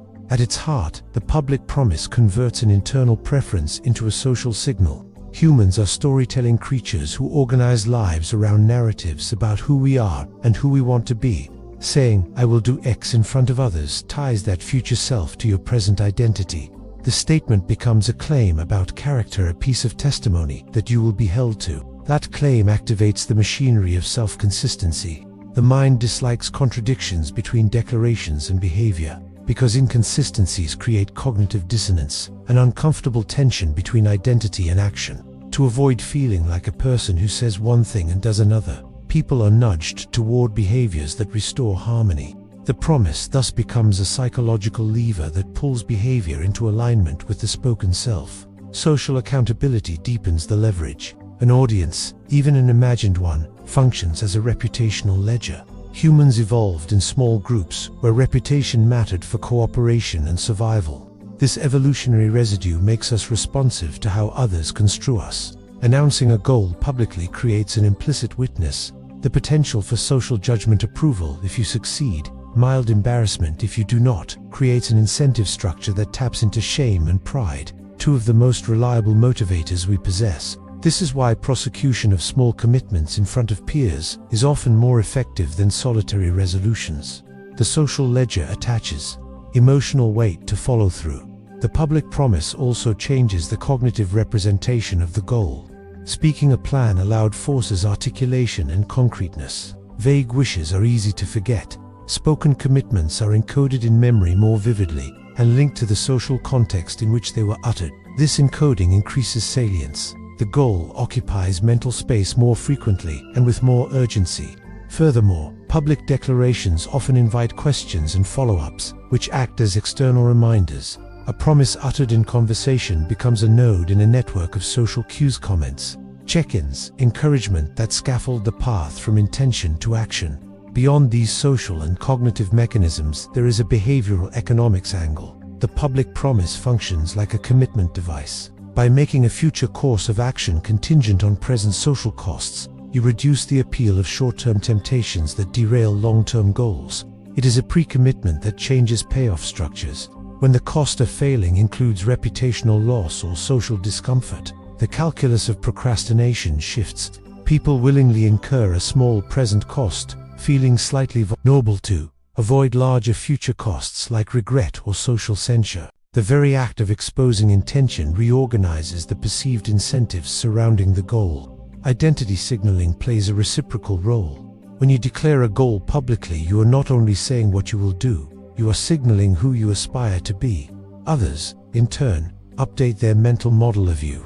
This mutual update creates a feedback loop. Their changed expectations influence how they interact with you, which constrains your future choices and can provide resources that make success more likely. A community treating you as a runner, a reader, a leader, or a collaborator will offer time, invitations, or accountability that scaffolds the promised behavior. The social environment is thus co-opted into supporting the goal. The public promise is also time-sensitive and context-dependent. The size of the audience, the closeness of the witnesses, and the cultural norms governing face and honor all modulate its power. A vow shouted into the void of an anonymous internet thread will not carry the same force as one made to a trusted friend or a tight-knit group that cares about your integrity. In collectivist cultures where reputation is central, public commitments can exert enormous pressure. In more individualistic settings, the internal identity work may be the dominant mechanism. Similarly, a promise that is highly specific and limited in scope tends to be more effective than an amorphous pledge. Specificity reduces ambiguity and makes success measurable. The public promise, powerful as it is, can also misfire. Overexposure of goals can create perverse incentives. Announcing a plan before doing the work can satisfy the psychological need for social proof and thereby reduce subsequent motivation. A phenomenon sometimes called social reality substitution. If praise and affirmation arrive simply because an intention is voiced, the brain may register partial reward and the drive to undertake the hard work can diminish. Public commitments can also backfire when they are unrealistic. The subsequent failure produces shame rather than constructive pressure, which can erode Finally, using public promises manipulatively to coerce others, to signal virtue without substance, or to harness social pressure irresponsibly corrodes trust and invites counterproductive conflict. Ethics and craftsmanship matter. The most humane and effective use of public promises treats them as mutual aid rather than spectacle. A wise public promise is precise about what will be done, honest about constraints, and accompanied by requests for specific kinds of support rather than vague asking for accountability. Hold me to this with an agreed check-in turns a passive declaration into a cooperative plan. Framing the promise as part of a learning process we will try, we may adjust, preserves dignity if setbacks occur, and converts public attention into a resource for growth instead of a weapon for shame. Technology has changed the ecology of the public promise. Social media makes declarations easy and amplifies audience size, but amplification does not reliably increase efficacy. Broad applause can substitute for the close, consequential expectations that drive behavior. Yet technology also enables novel commitment devices, apps that publish progress to a chosen group, crowdfunding that ties financial consequences to deliverables, or small accountability communities that mix intimacy with transparency. The core principle remains: when the promise attaches to meaningful witnesses and actionable plans, its odds of prompting follow-through improve. Ultimately, the public promise reveals how deeply social humans are. Even our most private aspirations are embedded within networks of recognition, expectation, and identity. Speaking a goal aloud is not a simple ritual. It rewires incentives, clarifies intention, and recruits others into the project of our becoming. Used with care, it can turn intention into action by aligning inner narrative with outer reality. Used carelessly, it can substitute applause for effort or weaponize shame. The art of the public promise, then, is about converting vulnerability into accountable momentum, about daring to be seen while designing the social scaffolding that will allow you to become what you said you would be. The advice illusion. Imagine a conversation where someone guides you, nudges you, or solves a problem for you, yet you feel as though the solution was your idea, as though you discovered it yourself. You leave the interaction feeling supported, enlightened, and capable. But at no point did anyone overtly ask you to accept help. This is the essence of the advice illusion, a psychological phenomenon in which people are influenced, guided, or assisted without being explicitly solicited, creating a sense of autonomy while subtly steering behavior. The mechanism works because it aligns with how the human brain interprets agency, autonomy, and problem-solving. making the listener more receptive and the guidance more enduring. The effect relies fundamentally on the brain's desire for self-directed decision-making. Humans value autonomy above coercion. When someone presents guidance in the form of suggestions, examples, or illustrative reasoning rather than a direct request for compliance, the listener's mind treats the insight as internally processed rather than imposed externally. Even subtle framing, posing scenarios, sharing personal experiences, or presenting potential outcomes triggers the brain's problem-solving circuits. The mind is engaged, reasoning through possibilities, and the eventual adoption of advice feels voluntary, not compelled.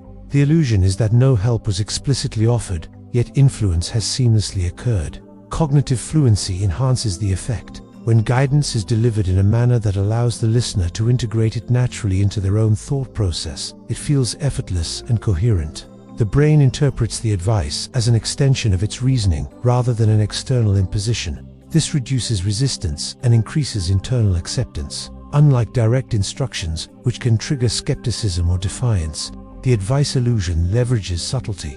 The suggestion is digested as part of the listener's own cognition, making alignment almost invisible. Social cognition is another key component. Humans are wired to respond positively to subtle guidance from perceived allies, mentors, or individuals with experience. When advice is embedded in stories, hypotheticals, or reflective prompts, the listener interprets the communication as relational rather than authoritative.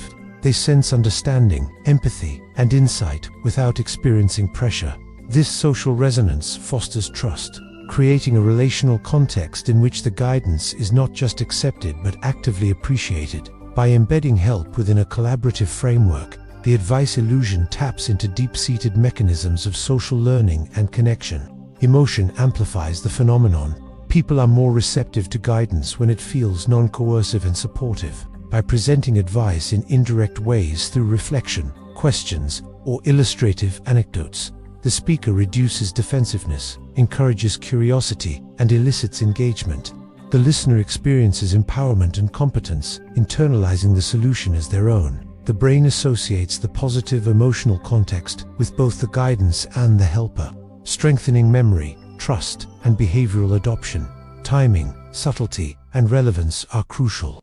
The advice illusion is most effective when the guidance aligns with the listener's current concerns, thought processes, or emotional state. Overly explicit or premature suggestions can trigger resistance or dependency, while indirect, context-sensitive guidance fosters self-discovery and internalization. The mind is drawn toward coherence and resolution, and when advice is embedded as a tool for exploration rather than instruction, the listener embraces it naturally. Memory and perception also reinforce the illusion. Because the listener feels ownership of the solution, the advice is remembered as a product of their own reasoning. This internalization strengthens commitment and increases the likelihood of follow-through. Over time, the guidance becomes inseparable from the listener's cognitive framework, producing long-term influence without overt direction. Ethically, the advice illusion occupies a delicate space. When used responsibly, it fosters empowerment, collaborative problem-solving, and subtle mentoring. When misused, it can manipulate, exploiting autonomy while guiding behavior for self-serving ends. The power lies in shaping perception and cognition without explicit coercion, engaging the listener's problem-solving faculties while maintaining the appearance of self-directed insight. Ultimately, the advice illusion illustrates a profound truth about human psychology. People are most receptive to guidance when it feels self-generated. Influence is strongest when it is framed as discovery rather than instruction, as exploration rather than command. By embedding help within subtle, context-aware prompts, questions, and reflections, one can guide thought, shape behavior, and foster understanding without overt intervention. The listener feels empowered, capable, and autonomous, yet the impact of guidance is fully realized. In essence, the advice illusion turns assistance into subtle orchestration, allowing influence to occur while leaving the experience of discovery in the hands of the influenced mind itself. The question argument. Imagine a conversation where you subtly guide someone toward a conclusion, but instead of telling them what to think, you phrase your influence as a question. Don't you think it makes more sense to start earlier? Or wouldn't it be better if we tried this approach? At first glance, it appears casual, even inquisitive, but beneath the surface, the mind is being led to arrive at the answer you want on its own. This is the psychology behind the question argument, a technique that persuades by framing statements as inquiries, allowing the listener to feel ownership of the conclusion. It is a method rooted in cognitive bias, social cognition, and the brain's natural desire for agency and autonomy. The effect relies heavily on the brain's mechanisms for self-perception and autonomy. Humans are wired to value control over their own decisions. When a conclusion appears to come from their own reasoning, it carries the weight of self. By posing a question that subtly nudges thought in a desired direction, the speaker bypasses resistance that often accompanies direct persuasion. The mind interprets the insight as internally generated rather than imposed, reducing defensiveness and increasing willingness to act. The brilliance of the question argument is that the listener becomes complicit in their own persuasion, fully convinced it was their idea. Cognitive dissonance also plays a role.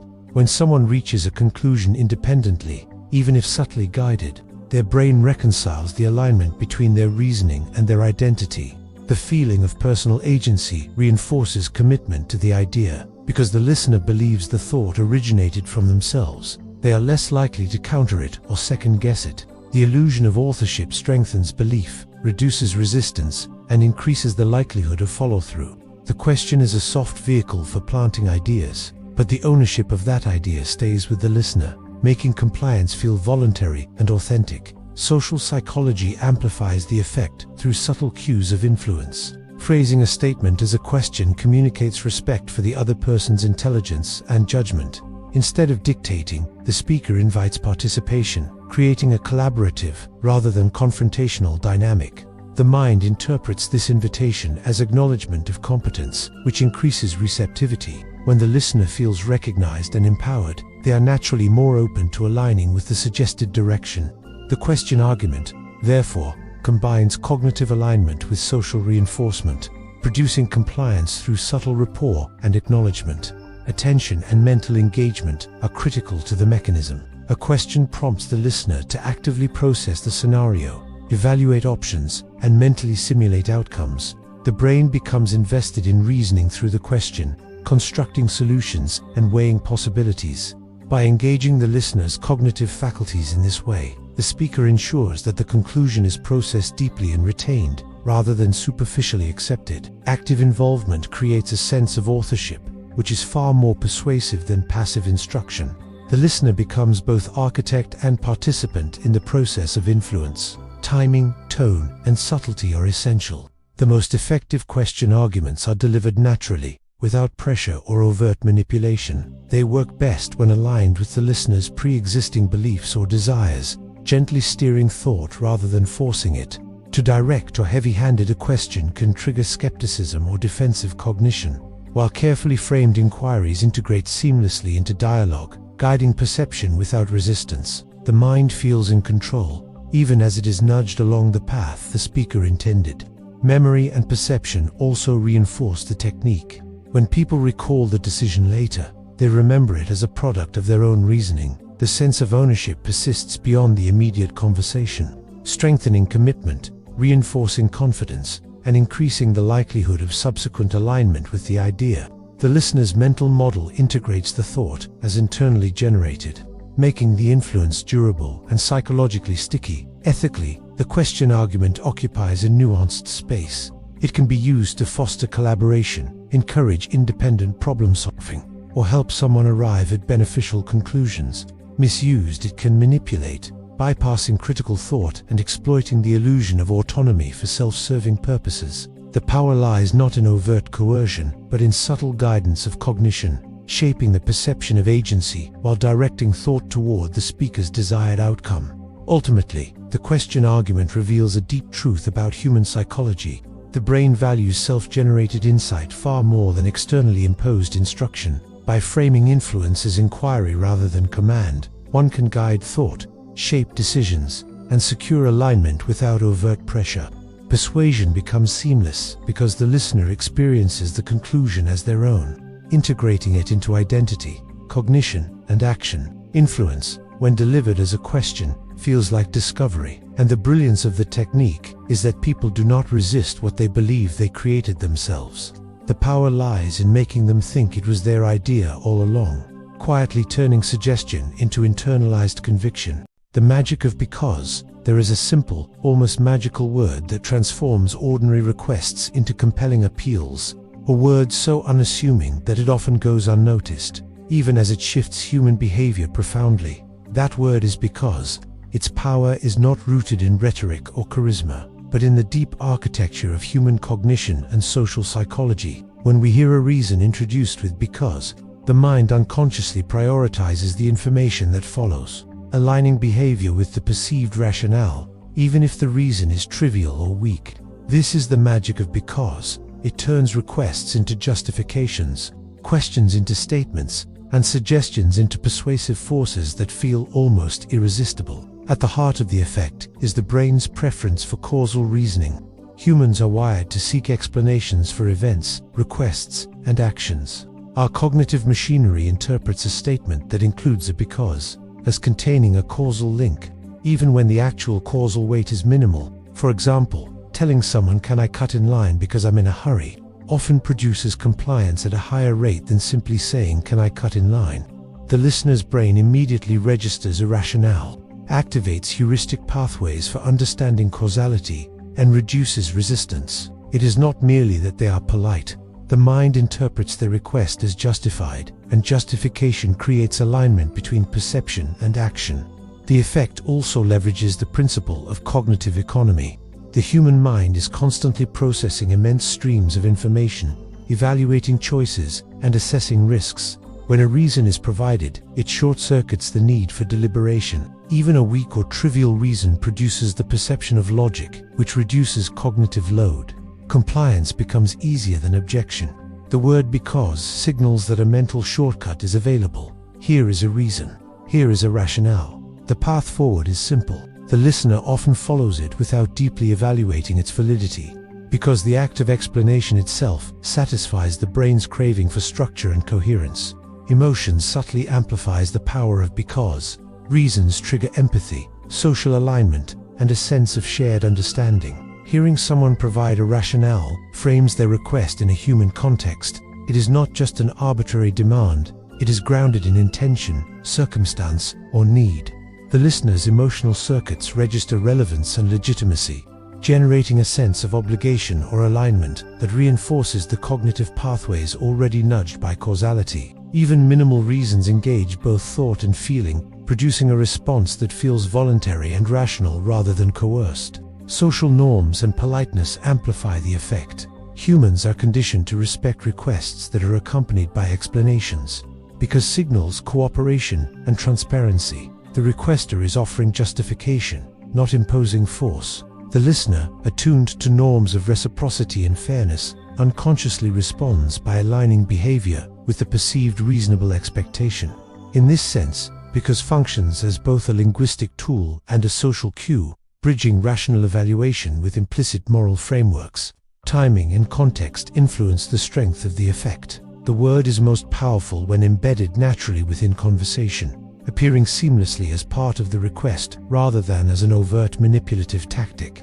It is effective in casual situations, in negotiations, and even in transactional or high-stakes interactions, because it taps into universal cognitive patterns rather than relying on authority or persuasion. Even a cursory reason, like "because I need to get this done," triggers alignment, illustrating the brain's prioritization of causal structure over the content of the reason itself. Memory and perception also interact with the magic of because. Requests framed with the word are encoded as rational and socially validated, increasing both recall and acceptance. Over time, people are more likely to internalize actions taken under the influence of a because as voluntary and reasonable, strengthening the impression that the choice was their own, even if it was nudged.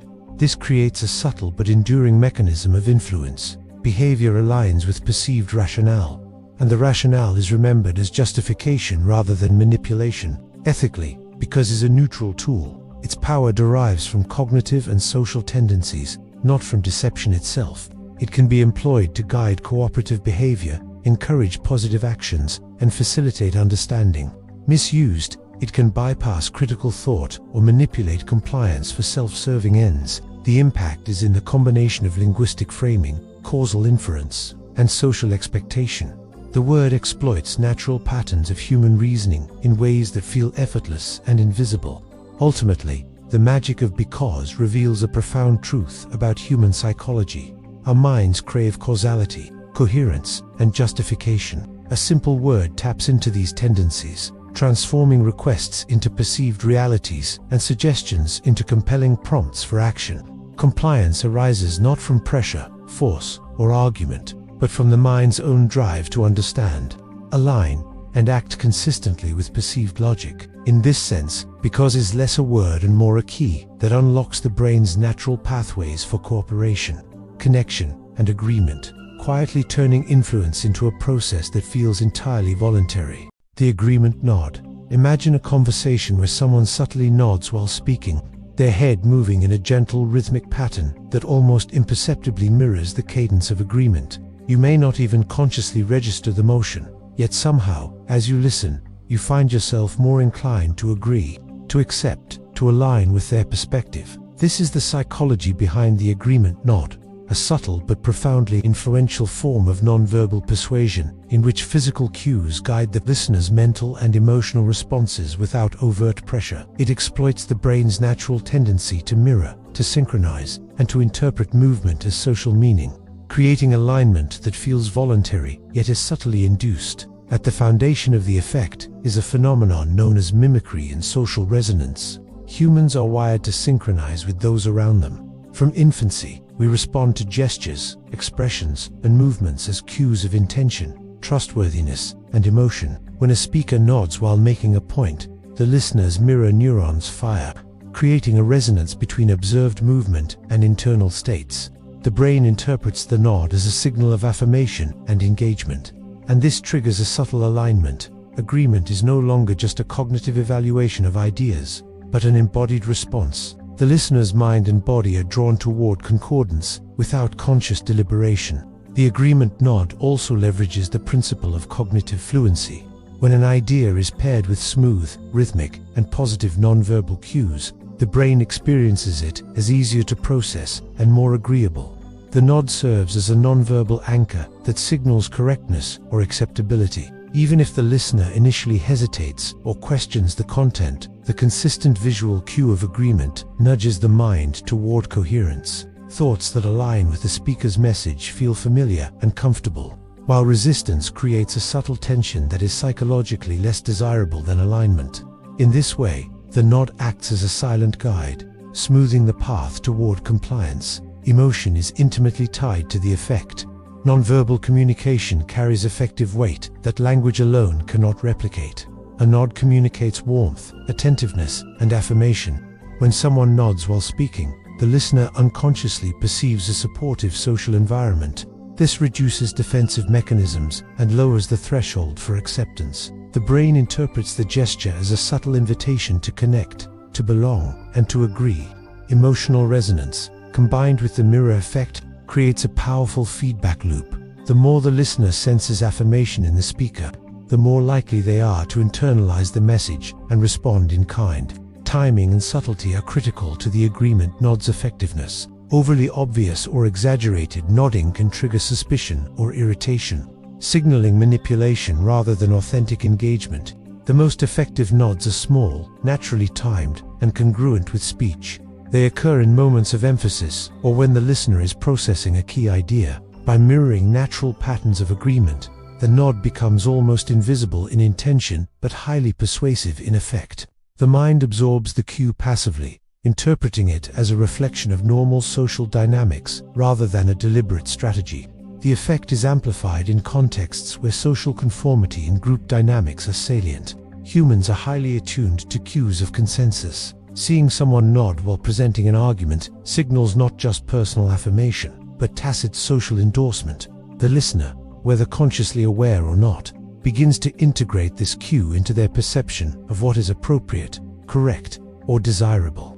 Alignment emerges organically because the brain values social harmony and the minimization of conflict. The nod is a conduit for this subtle guidance, aligning perception, cognition, and behavior simultaneously. Memory and attention also play roles. The nod draws microfocus to particular points in the conversation, creating cognitive emphasis. Listeners encode the information as more significant because it is marked by movement that carries implicit approval. The act of nodding amplifies the retention and perceived credibility of the associated statements. Later, when recalling the conversation, the listener is more likely to remember the endorsed ideas as correct or agreeable, reinforcing compliance retrospectively. Ethically, the agreement nod is a tool that can be used to enhance communication, foster understanding, and promote collaboration. When applied with honesty and respect, it creates smoother dialogue, encourages participation, and reinforces shared understanding. Misused, it can manipulate and bypass conscious judgment, producing alignment without informed consent. The principle is neutral. The moral weight depends entirely on intent and context. Ultimately, the agreement nod reveals a fascinating truth about human social cognition. Influence is often less about overt persuasion and more about subtle, embodied alignment. By synchronizing movement with attention, thought, and emotion, one can guide agreement without force or argument. The listener experiences the outcome as natural, arising from their own volition, while the speaker's gentle cues have quietly shaped perception, judgment, and behavior.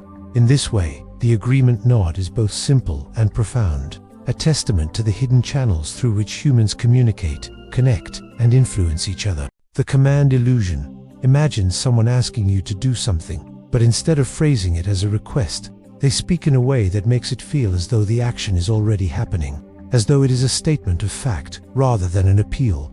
"Make sure you close the window before leaving" feels different from "Could you close the window?" The first phrasing carries a subtle, almost imperceptible authority.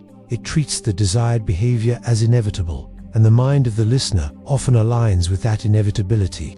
This is the psychology behind the command illusion, a phenomenon in which framing a request as though it is already true or certain increases compliance, because humans unconsciously respond to the perception of reality rather than explicit instructions. At the core of the effect is the principle of mental simulation. The human brain is a predictive organ, constantly generating internal models of what is likely to happen next. When a statement is phrased as a reality, the mind simulates it as though it is already occurring. The simulation activates neural circuits associated with action, expectation, and alignment. Suddenly, the listener begins to mentally rehearse the requested behavior, integrating it into their internal model of the immediate environment. This rehearsal reduces friction between intention and action, making compliance feel natural and almost automatic. The request is no longer abstract. It has become a perceived event that the mind anticipates unfolding. Language and syntax are central to the illusion. Declarative statements carry a weight that questions, polite requests or suggestions do not. When something is presented as true, the brain processes it differently. It is categorized alongside facts and accepted probabilities rather than negotiable options. The subtle shift from uncertainty to certainty bypasses the conscious evaluation of whether to comply. The listener's attention is oriented toward aligning behavior with the perceived state of affairs rather than deliberating on their choice. In other words, phrasing is not just words, it structures perception, shaping how the mind interprets reality. The illusion also interacts with social cognition and expectations. Humans are deeply sensitive to authority, social norms, and contextual cues. When a statement treats an action as a given, it implies that the behavior is normal, expected, or already agreed upon. This triggers compliance because people tend to align with what appears socially normative or practically inevitable. The mind interprets the phrasing as both a factual description and a social cue. This is what is happening, or what everyone else is doing, and to act differently would create inconsistency. By presenting the request as a reality, the speaker harnesses the subtle power of social expectation without overt coercion. Emotion subtly reinforces the effect. Framing an action as a reality reduces the cognitive dissonance associated with deciding whether to comply. Instead of weighing options, considering pros and cons, and resisting the suggestion, the listener experiences a smooth path in which agreement is the default. The brain experiences reduced uncertainty and lower psychological tension. This ease feels agreeable and reinforces alignment with the stated reality. The perception of inevitability transforms the act of compliance into something that is psychologically comfortable rather than effortful or contested. The effect also leverages unconscious priming. By presenting a desired behavior as already real, it embeds the idea into the listener's cognitive landscape before they have the chance to deliberate. The mind begins to treat the behavior as familiar and accessible, activating neural pathways associated with routine and readiness. Subsequent action is facilitated because the listener has been subtly guided to incorporate the behavior into their mental model as an existing state. The phrasing essentially preloads compliance into cognition, transforming potential resistance into effortless participation. Timing and context are critical. The command illusion works best when the statement is delivered naturally, integrated smoothly into conversation, and aligned with existing expectations or social cues. Abrupt or forceful declarations may trigger defiance or skepticism, whereas subtle, declarative phrasing is absorbed almost imperceptibly. The listener often does not consciously notice the difference. They feel compelled to act, not because of overt persuasion, but because the action has been mentally framed as reality. The illusion succeeds precisely because it does not rely on authority, pressure, or demand. It relies on shaping perception. Ethically, the command illusion is a powerful tool, and its subtlety makes it morally delicate. When used responsibly, it can facilitate cooperation, efficiency, and positive outcomes. For instance, reminding someone of safe behaviors, encouraging constructive habits, or guiding routine tasks. Misused, it becomes manipulation, leveraging subconscious alignment to bypass conscious consent. The principle is neutral. The intent and application determine whether the effect serves benefit or exploitation. Ultimately, the command illusion reveals a profound aspect of human cognition. Our minds respond to the structure of reality more than to explicit commands. When a request is phrased as if it is already happening, the listener's brain treats it as probable and aligns accordingly. Compliance emerges not through force, persuasion, or argument, but through a subtle reshaping of perception. Reality, in the mind, precedes action, and by framing requests as present truths, influence becomes almost effortless. The power lies in the quiet suggestion that the world is already moving in a certain way and the listener, without realizing it, moves with it. The vulnerability effect. Human relationships are built on signals, both explicit and subtle, that communicate who we are, what we value, and how safe we are to engage with. One of the most powerful and paradoxical signals is vulnerability. While society often equates strength with composure, certainty, and self-sufficiency, vulnerability operates differently. It conveys honesty, openness, and a willingness to be seen as human. When someone exposes their weaknesses, uncertainties, or fears, they risk judgment, but in doing so, they create a bridge of trust that few other behaviors can match. This is the vulnerability effect, a psychological phenomenon in which admitting imperfection or fragility fosters deeper connection and reliability in the eyes of others. The effect rests on fundamental cognitive and emotional mechanisms. Humans are wired for social evaluation. We constantly scan others for authenticity and intentions. When a person projects only confidence and control, the mind instinctively probes for inconsistencies, hidden motives, or overcompensation. Perfect composure can trigger suspicion because the brain knows that imperfection is inevitable, and complete polish can feel unnatural or performative. By contrast, vulnerability signals alignment with reality. It demonstrates that the person recognizes their limitations, is aware of their own emotional landscape, and is willing to be candid. The brain interprets this admission as a marker of honesty, and honesty is the bedrock of trust. Emotion amplifies the effect. Observing someone share a fear, a doubt, or a past mistake triggers empathy, activating mirror neurons and the emotional circuitry associated with understanding. The observer experiences a resonance with the vulnerable individual, a subtle but powerful sense of "I see you as you are, and you see me." This shared recognition dissolves defensive barriers, fosters rapport, and encourages reciprocal openness. Vulnerability becomes a social glue. By revealing one's own imperfections, the individual invites others to lower their guard, creating a feedback loop of mutual trust. Social cognition plays a complementary role.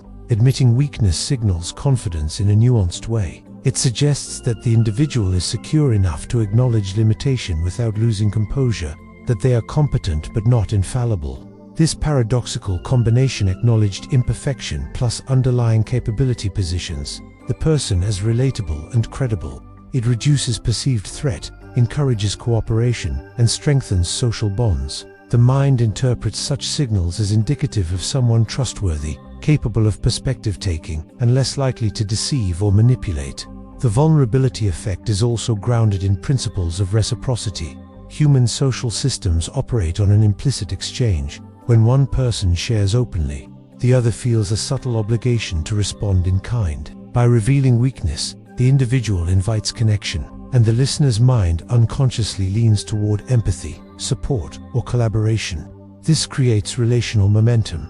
Trust grows because it is co-constructed through interaction rather than imposed externally. The act of showing vulnerability generates a dynamic in which trust is reinforced by participation and shared acknowledgement. Cultural and contextual factors influence the strength of the effect. In environments that value authenticity, openness, and emotional literacy, vulnerability has high social currency. It signals alignment with group norms, encourages cooperation, and fosters leadership grounded in relational intelligence. In contrast, in highly competitive or rigid hierarchies, vulnerability must be expressed with nuance. Ill-timed exposure can be misinterpreted as weakness without context. Effective vulnerability requires calibration. The admission must be authentic, relevant, and framed in a way that signals insight, learning, or intent, rather than helplessness. Psychologically, the effect also benefits the person expressing vulnerability. Pretending perfection is cognitively taxing. It demands constant monitoring, mental rehearsal, and emotional suppression. By acknowledging weakness, the individual reduces internal stress, clarifies self-perception, and engages others in a way that is efficient and genuine. Vulnerability becomes not just a tool for social influence, but a mechanism for self-regulation and psychological resilience. It transforms risk into opportunity. By showing imperfection, the person gains relational stability, support, and the ability to act with authenticity. The vulnerability effect intersects with trust building in high-stakes contexts. Leaders who admit past errors, negotiators who acknowledge uncertainties, or educators who reveal their own learning struggles often cultivate more loyalty, cooperation, and engagement than those who maintain an unyielding facade. The willingness to be seen as imperfect reduces social friction, encourages dialogue, and establishes credibility. Trust grows not from dominance or absolute certainty, but from transparency and relational authenticity. Ultimately, the vulnerability effect illustrates a deep truth about human social cognition. Strength is not the absence of weakness. It is the capacity to be open, honest, and emotionally intelligible. By revealing limitations thoughtfully, individuals communicate reliability, foster empathy, and encourage cooperation. The paradox is elegant. Weakness, when framed as insight or openness, becomes a conduit for influence, credibility, and relational power. The act of showing vulnerability signals confidence in the right way, demonstrates alignment with reality, and builds trust more effectively than any display of unassailable strength. In a world where perfection is often overrated, the courage to be vulnerable is one of the most potent and enduring ways to connect, persuade, and inspire. The shoulder tap.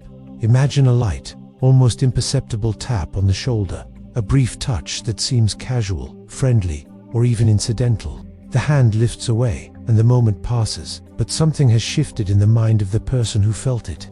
That tiny act, so small it might go unnoticed, consciously has the power to alter decisions, influence behavior, and increase compliance. This is the psychology behind the shoulder tap, a phenomenon rooted in the subtle ways touch communicates trust, attention, and social connection, and in the deep wiring of human responsiveness to physical cues.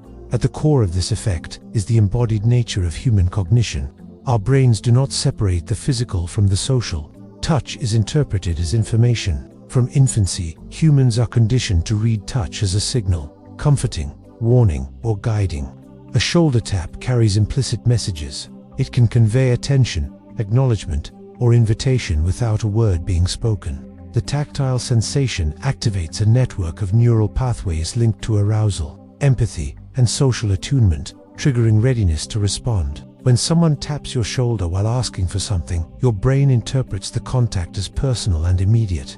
Suddenly, the request is no longer abstract. It is tied to the physical presence of another human, making compliance more likely. The shoulder tap also exploits principles of reciprocity and social obligation. Humans are wired to respond to gestures that engage us directly. A touch is intimate in the social sense, signals a break in distance, an attention that is momentary yet undeniable. When combined with a request, it triggers subtle, often unconscious pressure to align action with the initiator.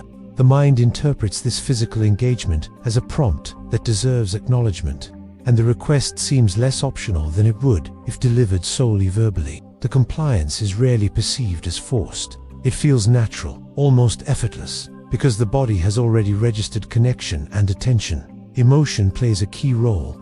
Physical contact stimulates oxytocin release in many cases, particularly in contexts interpreted as safe or affirmative.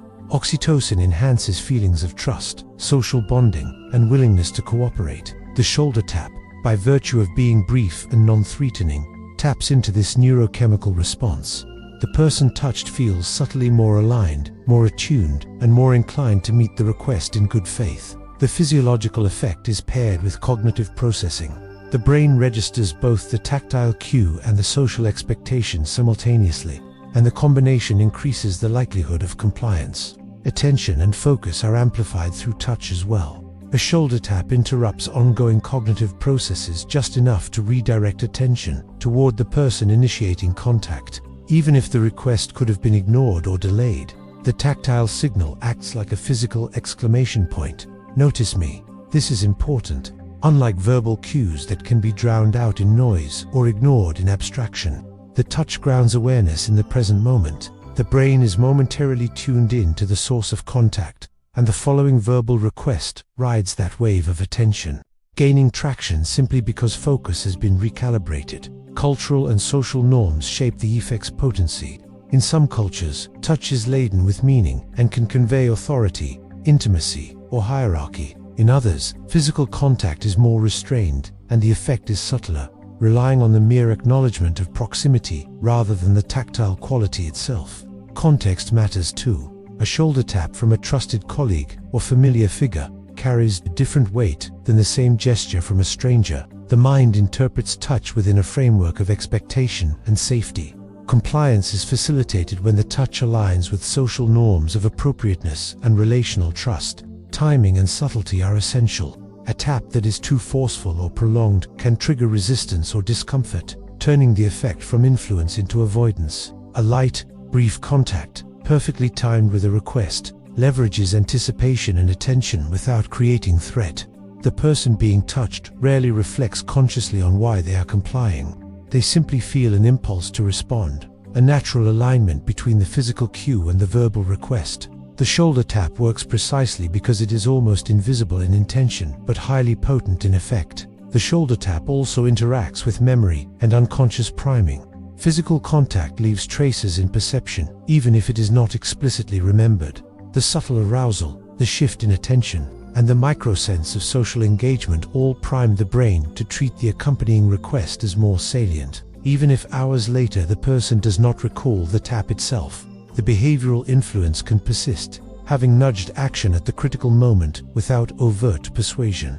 Ethically, the shoulder tap occupies a gray area. Its power comes from unconscious responsiveness, meaning it can be used to gently guide, influence, or facilitate cooperation, but it can also be exploited to manipulate or pressure someone without their awareness. Responsible use depends on intention and context. When touch is affiliative, non-coercive, and aligned with mutual benefit, it becomes a tool for connection and effective communication. Misused, it risks intrusion or discomfort. The ethics of influence are inseparable from the physiology that underlies it. Finally, the shoulder tap reminds us of the subtlety and complexity of human social interaction. Influence does not always rely on argument, persuasion, or explicit authority. The body communicates, attention is directed, and cognition responds to cues that operate beneath conscious thought. A brief touch can synchronize perception, emotion, and action, producing compliance that feels voluntary because it engages the person in a way that is personal, immediate, and human. The shoulder tap is a testament to the hidden channels of influence woven through physical presence, social expectation, and cognitive responsiveness, small gesture with outsized psychological effect. The flaw before the glory. There is a paradox at the heart of human perception. a curious twist in how strength and vulnerability are interpreted. We are often taught that power comes from projecting perfection, confidence, and unwavering competence. Yet, beneath this surface lies a counterintuitive truth. Admitting weakness can, in fact, make a person stronger. The mind perceives authenticity in ways that override the simple arithmetic of competence, and the act of openly acknowledging imperfection has profound psychological, social, and even strategic consequences. At its core, the phenomenon relies on credibility and trust. Humans are finely tuned to detect signals of honesty and reliability. When someone presents themselves as flawless, the mind subconsciously searches for inconsistencies, hidden agendas, and the cracks that inevitably accompany any claim of perfection. Flawlessness can trigger skepticism, a mental resistance to accepting the story at face value. Conversely, when an individual acknowledges a limitation, a mistake, or a moment of doubt, the signal of authenticity is amplified. The mind interprets this admission as a conscious recognition of reality, and suddenly the person becomes trustworthy, approachable, and real. Weakness, framed as insight, becomes a vector for credibility. The mechanism also taps into empathy and social resonance. People naturally respond to vulnerability with social attunement. Seeing someone admit a flaw triggers mirror-like processes in the observer, activating understanding and compassion. This creates a feedback loop. The admitted weakness elicits empathy. The empathetic response generates social cohesion, and the cohesive bond strengthens the admittance rather than weakening the speaker. In essence, showing a crack in the armor draws others closer rather than pushing them away, creating relational power grounded not in dominance but in connection. Cognitive dissonance plays a subtle role as well. We hold expectations about strength, competence, and the human tendency toward error. When someone admits a flaw while still operating effectively, the brain registers a pleasing harmony. The individual is realistic, grounded, and yet still capable. This reconciliation reduces the tension between expectation and observation, enhancing the observer's perception of the person's overall stability. The mind appreciates honesty over posturing, valuing the capacity to confront limitations over the illusion of perfection. Strength, then, is not the absence of weakness, but the integration of it into self-awareness. There is also a strategic element. In negotiations, leadership, and persuasion, revealing a weakness at the right moment can shift dynamics subtly. By admitting a limitation, a person lowers defensive barriers in others, disarming potential opposition and opening pathways for collaboration. Competitors or colleagues may underestimate the admitted weakness, allowing the person to leverage other strengths more effectively. It is a kind of psychological pivot. Vulnerability becomes a tool for influence because it bypasses resistance and generates goodwill, rather than inspiring challenge or exploitation.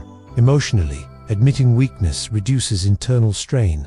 Pretending to be invulnerable requires constant monitoring of behavior, speech, and image. Each slip, hesitation, or uncertainty must be suppressed or masked, consuming cognitive and emotional energy.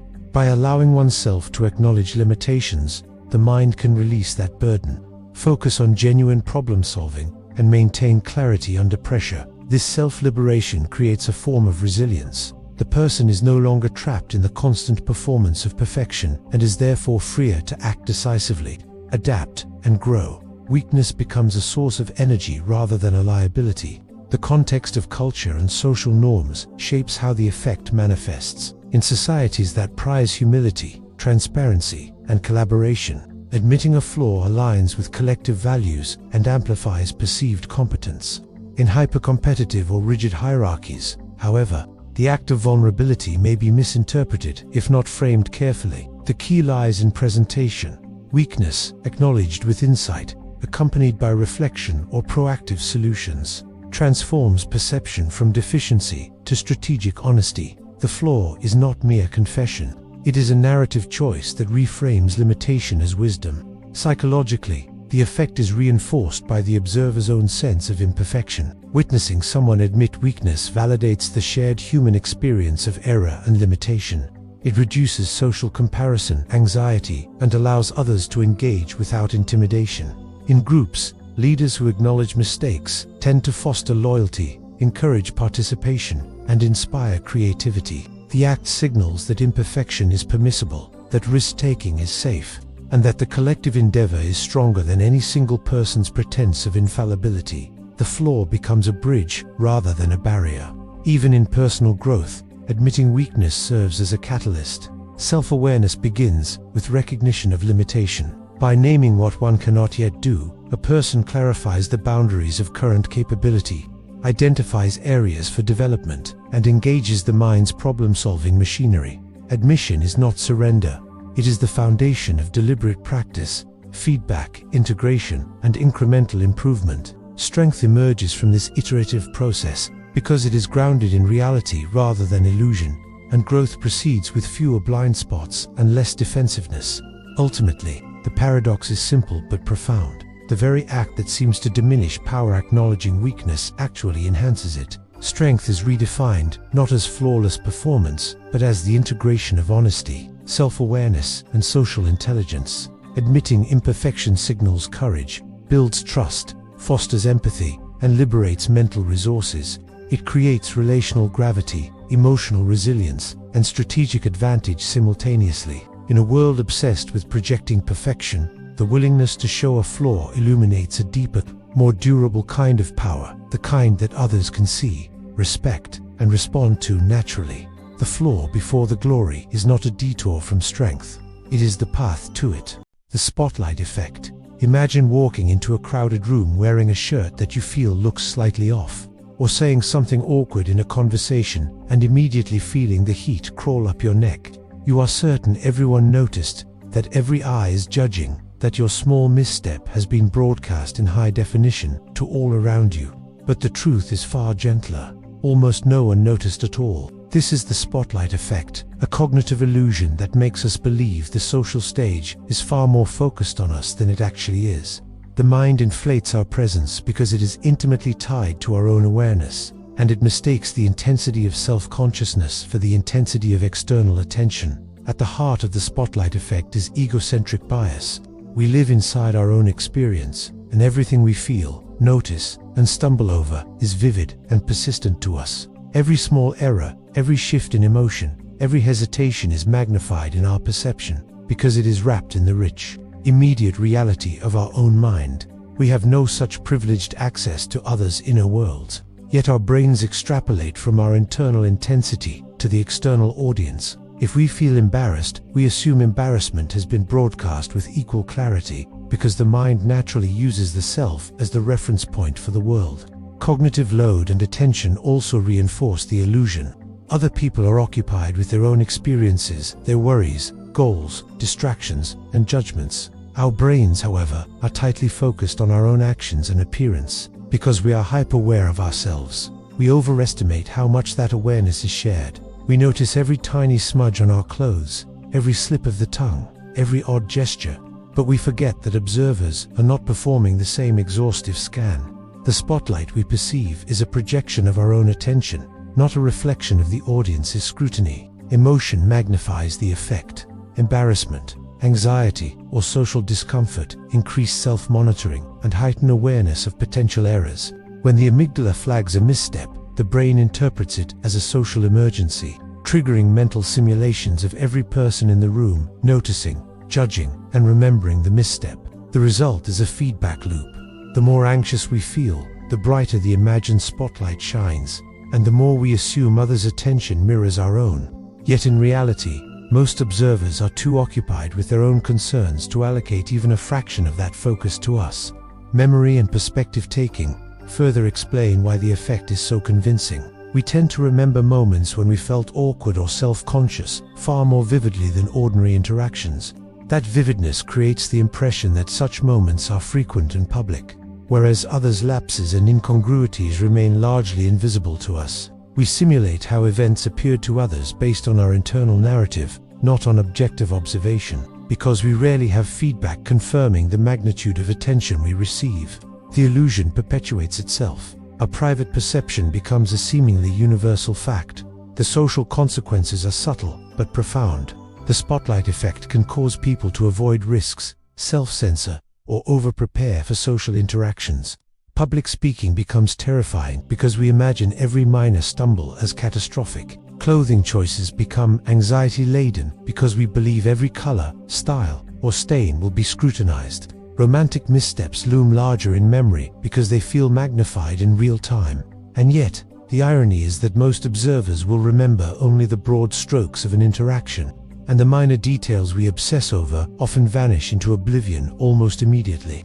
Interestingly, the effect diminishes with familiarity and perspective-taking. When we interact repeatedly with the same people, or when we consciously attempt to consider their mental states, we realize they are as absorbed in their own concerns as we are in ours. This realization shifts the perceived intensity of the spotlight. Humor, embarrassment, or small mistakes are understood as fleeting and rarely central to others' attention. The more we can simulate the minds of those around us, the more we recognize that the audience's cognitive resources are limited and diffuse. Culture and social context also modulate the spotlight effect. In societies with heightened emphasis on conformity, status, or public image, the perceived spotlight can feel brighter because social rules heighten self-consciousness. Conversely, environments that celebrate individual quirks and normalize imperfection can soften the perceived intensity. Even within a culture, settings vary. A familiar home, a casual gathering, or a rehearsal space will produce far less felt spotlight than a formal high-stakes environment. Yet in all contexts, the cognitive mechanics remain. Our self-focused perception outstrips the attention actually allocated by others. There is also a learning dimension. Awareness of the spotlight effect can be liberating. Once we grasp that most errors, awkward gestures, or minor social missteps are rarely noticed, we can redirect attention from imagined judgment toward actual engagement. Anxiety diminishes because the feedback loop of imagined scrutiny weakens. By rehearsing mental perspective-taking and reminding ourselves of others' cognitive limits, we can attenuate the intensity of the internal spotlight and reclaim behavioral freedom. The knowledge that the world is not watching every detail creates space for spontaneity, authenticity, and risk-taking. Ethically, the spotlight effect shapes not only personal perception, but also social behavior. People may assume that others are judging harshly and adjust actions in ways that are unnecessary or constraining. Recognizing the illusion can promote empathy, as we realize that others are equally preoccupied with their own imagined spotlights. Social interactions become less fraught when we understand that most small lapses, minor gaffes, and subtle quirks are invisible to observers. This awareness fosters generosity of judgment and reduces self-imposed pressure. Ultimately, the spotlight effect reveals a profound truth about human cognition.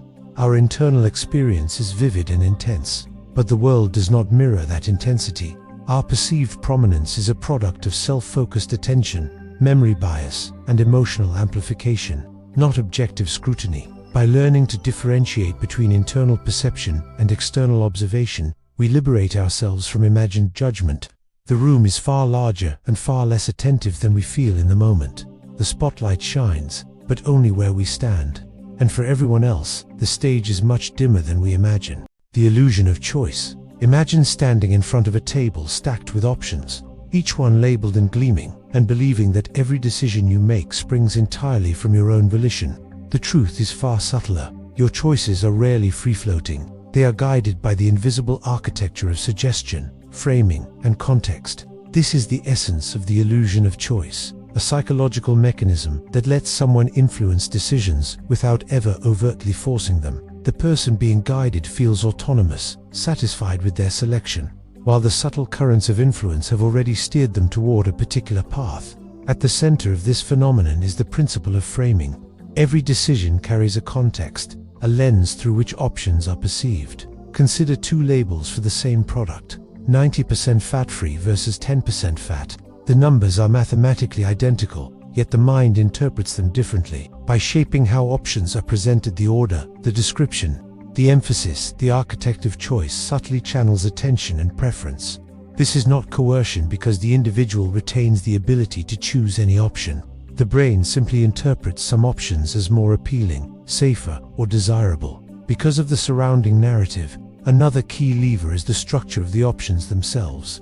People are drawn to extremes, defaults, and relative comparisons. If you offer 3 products, one high-end, one mid-tier, and one budget, most attention gravitates toward the middle. The anchor of the high-end product makes the mid-tier seem reasonable and even a bargain. If there is a default selection, pre-ticked or highlighted, inertia, and cognitive ease push many toward it. The illusion of choice thrives on these structural nudges. The options exist. The freedom appears intact, yet subtle cues amplify one path over the others without a single rule being imposed. Cognitive load plays a pivotal role in this process.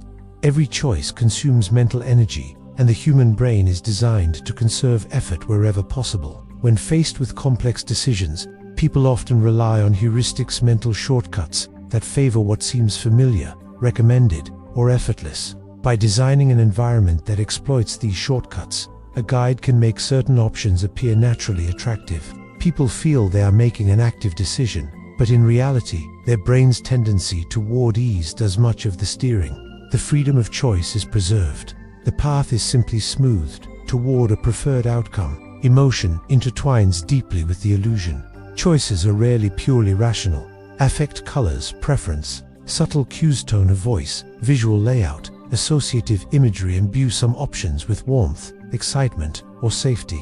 When one path feels emotionally compelling and another neutral, people tend to gravitate toward the emotionally resonant option, believing it is their own preference rather than a response to contextual nudges. Emotions act as silent compasses, gently guiding attention and shaping evaluation without conscious awareness. Social signals amplify the effect. People look to the behavior, recommendations, and apparent approval of others to validate their own choices. Displaying a most popular label, showing ratings or reviews, or highlighting a figure of authority favoring an option subtly manipulates perception of value. The illusion of choice is enhanced because the individual feels they are making an informed, independent decision, yet the social proof has already weighted their judgment. The choice remains theirs in appearance, but the gravitational pull of consensus is nearly irresistible to a mind that craves alignment with others. The brain also interprets scarcity and exclusivity as part of the architecture of guidance. Options framed as limited, rare, or urgent trigger instinctive prioritization. Suddenly, attention and desire converge on the seemingly rare opportunity. The person believes they have assessed all possibilities and decided rationally, but the framing of scarcity accelerates selection and narrows deliberation. The mind reads urgency as value, reinforcing the perception that the chosen option was both rational and desirable. This principle is not manipulative by necessity. The same mechanics operate in education, therapy, and personal habit formation. By subtly structuring choices toward beneficial outcomes, healthy foods, constructive behaviors, or skill-building activities, guides can create environments where the most advantageous paths are taken willingly. The illusion of choice becomes a scaffold rather than a trap. Autonomy is experienced, but the underlying design improves outcomes without coercion. In fact, transparency can coexist with influence if the aim is well-being rather than exploitation. People respond positively when the guidance aligns with their long-term interests, even if the path is subtly framed. Timing and sequencing further enhance the effect. The brain is sensitive not just to what is presented, but to when and in what order. Early exposure to a particular concept primes preference. Repetition reinforces familiarity, and strategic delays or pacing can steer deliberation. Subtle cues in the environment, placement, proximity, or even the sensory context add layers of influence that operate beneath conscious scrutiny. The person navigating these choices experiences the process as linear and self-directed, yet their path has been carefully choreographed by the interplay of perception, memory, and emotion. The illusion of choice rests on paradox. Freedom is most compelling when it is gently guided. Autonomy feels real because the brain retains the subjective sense of control, even while objective control has been shaped. It is the difference between a forceful hand and a subtle breeze. Both influence movement, but only the breeze preserves the sense of self-direction. People respond better, commit more fully, and feel satisfied precisely because they perceive they have acted voluntarily. The guide, in effect, becomes invisible, and influence occurs without overt imposition. Ethics remains central. The power to guide without force can be used to manipulate, coerce, or deceive, but it can also be used to educate, empower, and protect. The mechanism itself is morally neutral. The intent behind its design determines whether it serves exploitation or enhancement. When wielded with respect, understanding, and consideration for the individual's best interests, The illusion of choice becomes a tool of subtle facilitation, a way to honor autonomy while gently nudging toward beneficial outcomes. It is a dance in which direction is suggested, yet the steps are taken freely by the dancer. In the end, the illusion of choice reveals something profound about human cognition. Autonomy is as much a perception as a fact. People feel free when they can navigate options, weigh consequences, and select paths on if the architecture of those options quietly shapes the trajectory. The mind interprets guidance as preference, framing as truth, and subtle cues as independent insights. By understanding this invisible scaffolding, one can see how decisions are rarely pure and yet often deeply satisfying, a testament to the mind's craving for agency and the quiet power of well-crafted context. The repetition trap. Picture a rumor sliding across a room like a smooth stone skimming water. The first time it lands there is a little ripple curiosity, perhaps a raised eyebrow, a quick mental check. The second time it skims by, the ripple is larger, and by the third pass the surface looks as if it has always been that way. What once felt questionable begins to feel familiar, and familiarity quietly changes the verdict in our heads. The repetition trap is the machinery behind that quiet shift. Repeated exposure to a statement makes it feel more true, even when it is false. The phenomenon is not mystical. It's a byproduct of how our minds economize the hard work of thinking. At the core of the trap is processing fluency, a deceptively simple idea. The brain is happiest when things are easy to process. A sentence that you have seen before glides across the mind with less friction. Words fall into place. Images arrive faster. Retrieval feels effortless. That ease is interpreted not as mere efficiency, but as a signal of reliability. The mind uses a shortcut. If this information is easy to process, then perhaps it has been encountered often and therefore is likely to be true. The shortcut saves time and energy, and most of the time it is harmless.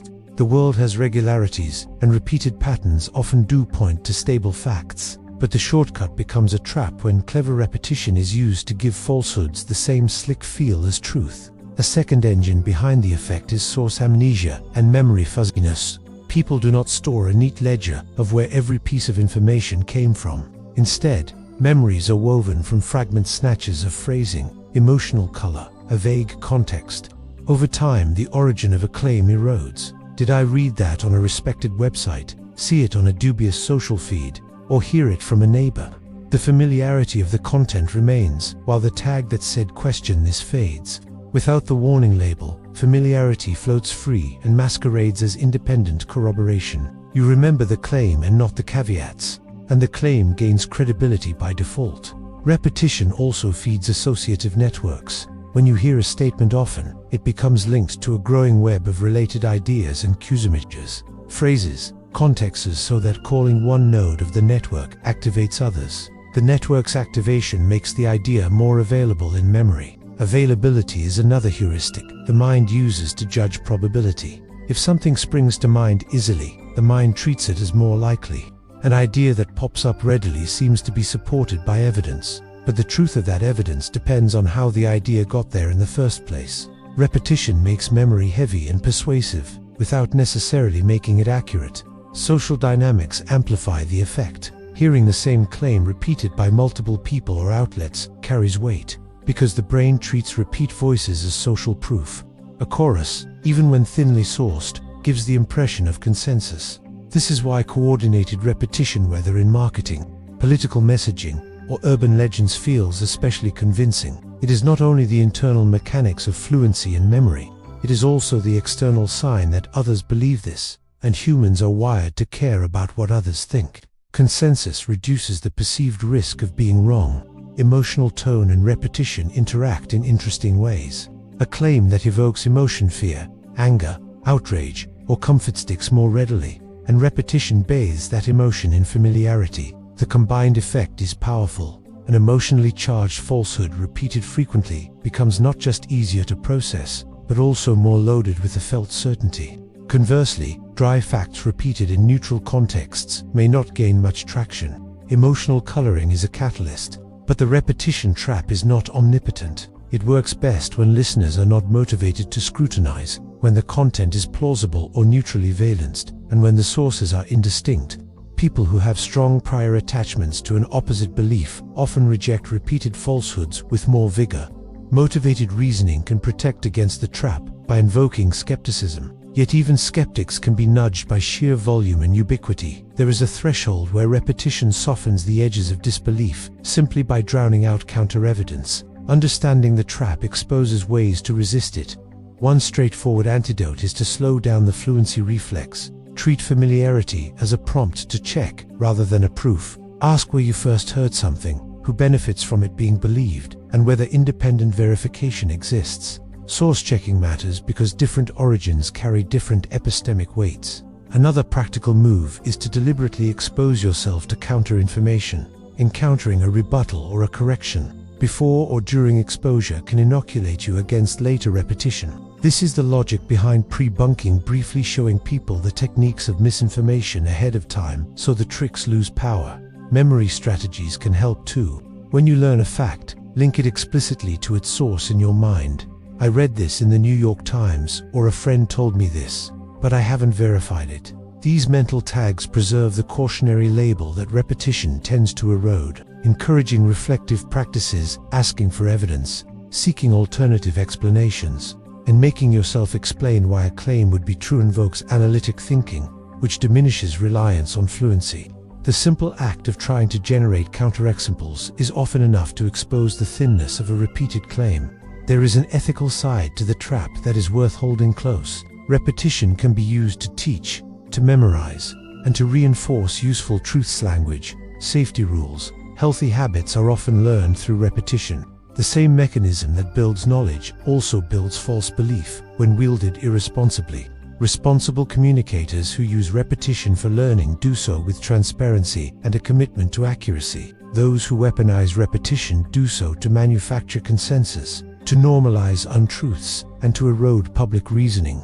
Recognizing the line between pedagogical repetition and manipulative echoing is part of the civic task of living with information. Finally, the repetition trap is a reminder about human epistemic limits. We are not purely rational calculators. We are creatures that balance thinking and feeling, speed and care. Our heuristics, fluency, availability, social proof exist because they work well enough in daily life. The trap appears when those heuristics are exploited. When you hear a claim more than once and feel a tug toward believing it, notice the tug as a signal, not a verdict. Treat that warmth of familiarity as a cue to ask for the cool evidence that really deserves trust. The mind will always prefer ease. Wisdom prefers that ease be earned. The Unfinished Symphony. There is a particular human itch that never quite leaves you. The sensation of a tune that stops mid-phrase. The image of a picture with the last stroke missing the sudden hush in a conversation where an answer was promised but never given. The brain hates these seams. Call it an unfinished symphony, a loose thread, or an open loop. The feeling is the same. Something that began is still alive in the mind and refuses to retire quietly. The very lack of completion becomes a little engine of attention and tension that hums until someone closes the circuit. This peculiar intolerance for incompleteness was first noticed by experimenters who watched waiters, remembering unpaid orders longer than the ones already settled, and by psychologists who realized people recall interrupted tasks better than completed ones. The phenomenon has a tidy name in psychology. People call it the Zeigarnik effect, and it points to a simple truth. Our minds collect goals like bookmarks, and an open bookmark draws more cognitive interest than a page we slip back into the closed book. An unfinished task does not politely disappear into background. It sits on the shelf with a blinking light. Why does this happen? Part of the answer lies in efficiency. The brain is constantly trying to minimize uncertainty and prediction error. A completed task produces a clean prediction update. Goal set, action taken, outcome achieved, loop closed. The prediction machine can then allocate its limited processing power elsewhere. An incomplete task, by contrast, leaves predictions unresolved. The system keeps a low-power monitor on that goal, because outcomes remain unknown and because unclosed goals can lead to real costs if ignored. It is cheaper to keep a tiny signal alive than to risk missing something important later. So attention is reserved, memory traces remain active, and the unfinished thing keeps whispering for consideration. There is also emotion and identity folded into the mechanism. Goals are not sterile items on a checklist. They are pieces of a story you are telling yourself about who you are and what you owe. A promise you made, even to yourself, carries moral weight. Not finishing a task leaves a fragment of self-presentation open. I said I would do this, and I did not. That mismatch between who you want to be and what you have done is uncomfortable. To resolve that dissonance, the mind nudges you back toward action, or at least toward cognitive rehearsal, replaying excuses, imagining alternatives, or rehearsing the completion. The unresolved task therefore becomes fuel for rumination, sometimes productive and sometimes corrosive. Cognitively, unfinished tasks also demand more working memory. They are active goals you must keep somewhere in mental space. If you hope to return to them, human working memory is limited and costly. It cannot hold everything at high fidelity. By keeping a task active, you reserve capacity that could otherwise be used for creative thinking or restful cognition. This explains a common experience. You lie in bed and cannot sleep because your mind is cycling through half-started emails, chore lists, or conversation threads. The night surfaces the unfinished because daytime stimuli have faded and the lingering goals have room to echo. Yet the brain's dislike of incompleteness has a bright side. It is a source of motivation. The goal gradient hypothesis shows that organisms speed up as they near a reward.